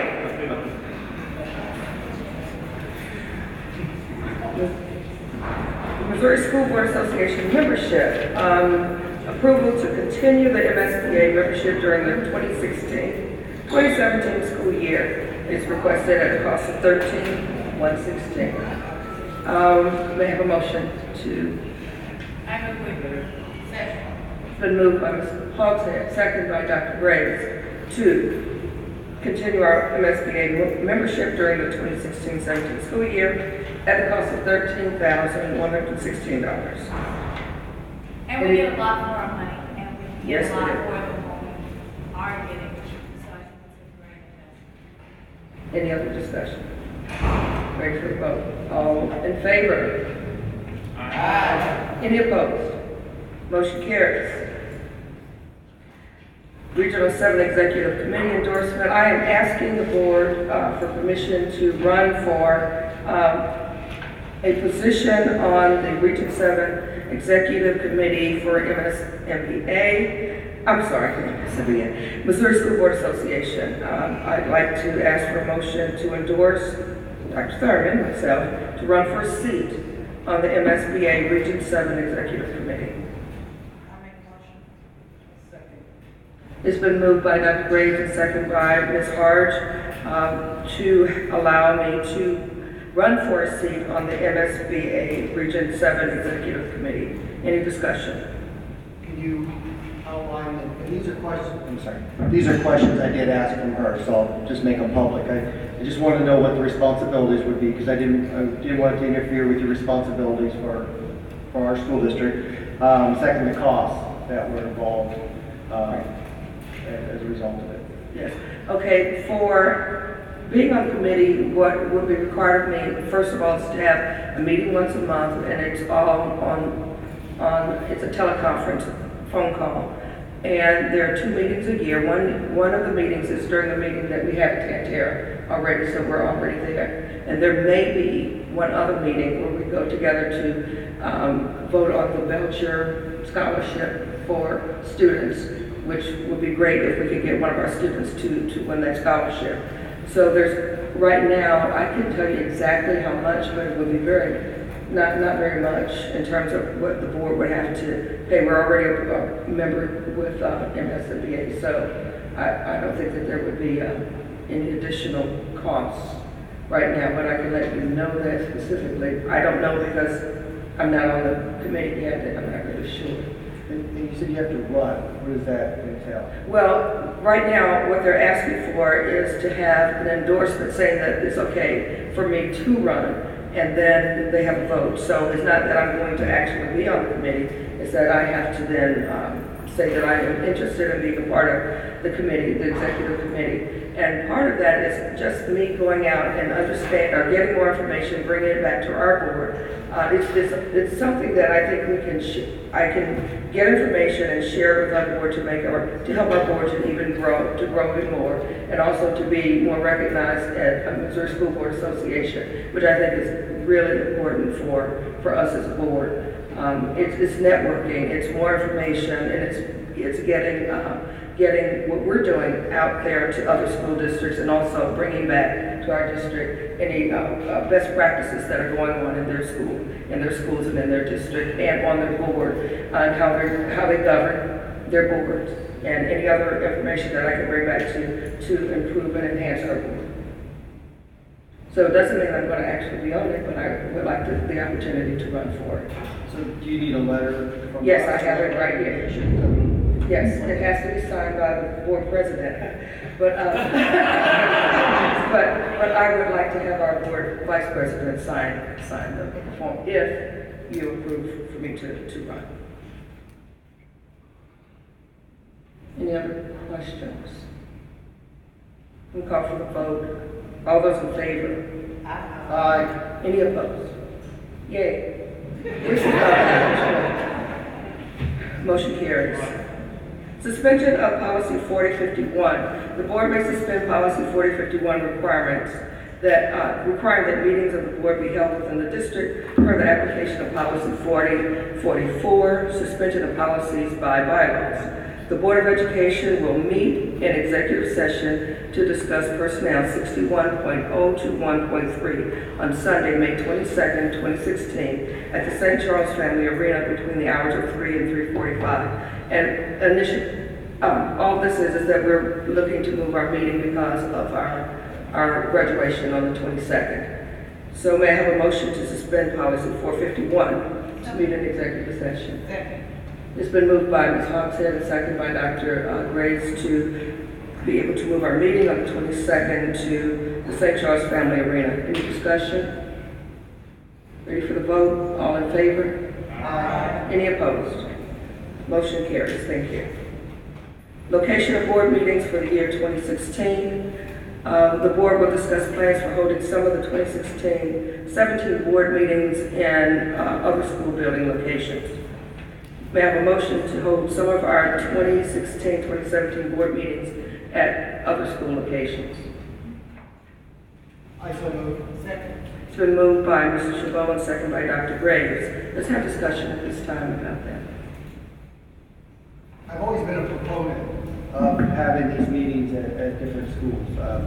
I always found it in the early years or early times pretty beneficial. When I first came on the board, one of the challenges that we had, I felt as a parent, and was the accessibility of the school board members. And it was an idea that I really pushed because it felt like it took the entire board and the administration and brought them to one school, even though we only do it 3 times a year. At least it gets us out to the schools. Now, in the early days, it was great because we would come, the kids would have art, there would be singing, there'd be activities. It really allowed us an opportunity to go out and meet the parents, meet the students, and become more engaged in the school, take tours. Unfortunately, over time has come, we end up going to closed session before we come. We never see the kids, we never see the families, we really don't get to interact with them as much as we used to and we'd like to. I still want to continue it, but I do think something needs to change because right now all we're doing is having a board meeting. Now, board meetings are not exciting. I don't care who you are. You can say they are. If you do, we got some great counselors in this school district. Because, but the early part is fantastic because it's the recognitions. It's about the students. And if we're going to continue doing this, we need to put that focus back on there. If we're just going to come and by the time it's done, this is it. There's really no point. But if we're going to come, if we're going to get tours, and we're going to be able to meet the students, and I want to continue pushing for this. It's also more important for me to be able to hear from the principals and the teachers. Do you want this? Is this important to you? And we can make it work. It's going to be a hassle no matter what. There's going to be involvement, but it's all about the kids, and it's about the individual school. I'm happy to give up my big chair at the board chambers, to come here. I You can put me in a folding chair, I don't care. But it's about the students and this is what's best for them, I think we should continue doing it. And they love giving tours. When we were across the keys up there, they really enjoyed it. To piggyback on what Rob said though, I think it is, because a lot of times we're not able to get to some of the schools and really see it. And, I mean, I've never been up here at McCluer North, this part anyway. But I think if we do what you said in regards to just changing our focus, I'm on the table. That would require asking principals to make sure that there's a presentation at their schools on the night that we have school board meetings. Is that what you're Yeah, or saying? maybe, yeah. And now, do we particularly choose, or do you go to the schools, say, which schools would like to host a school board meeting? Because then they take some ownership in it if they're asking for it. Yeah, we can do a number of things. So I'm just thinking about time, and whenever you have, as a parent, whenever you have an activity and my child's involved, I'm going to be there. So I think if we could do some things where our students are being showcased and the work that they are doing and learning, I think that's a critical component of it, right? And I think it can be so that, for principals, having been a principal, we have open house nights or some parent night where we display things that are going on in our school so you can see what's going on. Because I think the value add is the interaction between the different stakeholder groups, board members, students, and parents, so you can get to know each other and really get to see what students are learning. And it needs to be efficient because, if there is buy-in, and what I heard somebody call, not just buying, but being, then I think it could be much more powerful. But we got to get, I think, the students more involved, and them being a part of it. And Ms. Otto did that last fall. Yeah. With the music, and then they did give us tours, they told us how to get to the library, and they seemed They had excited ambassadors to have us there. So. Yeah, and that was a great opportunity at Holman, and I've been to a couple of different schools where, like at Holman that night, Bermuda had a STEM night once, and they had people in the community. I mean, that's a great night to also have school board meetings and have that activity first, and then go into the board meeting. Right. I was just going to say, be strategic in having the buildings have a literacy night or a curriculum night, a science night, a STEM night on the night that the board meeting is going to take place. Because that's when you get your parents there, the community involved, and then everybody can come together. I think what would be most beneficial is if we could have more thought partners at the table. We captured this and we have notes on so we can begin talking about it. But really have thought partners, principals, teachers, other leaders, so that we can figure out as a group how this can be most beneficial for all. I think we can come away with at least a couple of meetings a year where we go to schools and it be impactful, much more than it has been. I know that part of absolutely parents part of like elected officials in that district, in that city, that municipality. Yeah, part of our strategic plan was for us to get out more in the community. I know that there was an issue about cost, and did anyone want to speak to that? Because I know we've had this discussion before. Does anyone want to speak to the issue of cost and having the meetings and the... Well, at the beginning, they bring the computers, the laptops, and all this. This works very nice, just to have the books, not that we have to have a big expense in bringing. Most of those are chairs, like Rob said. Yeah, time, and most people who give me time on salary. So, Plus, not everybody here, has either a district issued electronic device. When they used to come to these meetings, I'd bring my own iPad, and I would just bring up the same thing we get in the board meeting. So, we all have Wi-Fi here, so it's not like they even have to sit there and print everything. We just bring your device. That's a whole different recommendation. That's e-boards, board docs or something. That's where, which I think is really helpful. What's in here is what's on the board documents. So you can just download it and have that on your hard Bring your device and log in like we do. Absolutely. Okay, any more discussion? I mean, is this something that we can vote on, or is it something we feel we need to table? Or do we just get a vote to continue it or not continue it? We need to vote to continue it or not continue it. And once we make that decision, I will make sure that we get certain months and we'll check with principals and do what we need to do to get those dates. And So if that's okay with the board. Once we vote, we need to vote on it first. So if you vote to continue, then what we'll do in administration is go to the drawing board and get the stakeholder groups involved, and then we'll come back with what that can look like. Right. Give you a couple of options. We'll talk about that. Yeah. Okay, let's call for the vote. All those in favor of allowing at least, I think it's 3 meetings out of the year to be in an alternate place in the district? Say, how many are in agreement to do that? I'm sorry. You want to do roll call? Do we need to roll call? Do we need roll call, or do we, you can just do, all in favor? Aye. Any opposed? Motion carries. Finally. Board members, we're going to discuss our committee assignments for 2016-2017. I did condense our meetings, and you have in front of you a copy of the meetings or the committees for boards. So it's been moved by Ms. Hogshead, second by Dr. Graves, to accept our committees. I'm sorry, I think it's kept it down there. For the 2016-27 school year. Any discussion? If we need to make any changes later on. Okay, all in favor? Aye. Any opposed? Motion carries. It's been moved by Ms. Hogshead, second by everybody. No, second by Mr. Chabot, that we adjourn our meeting. Thank you all so much for being so patient. Have a good evening, be safe.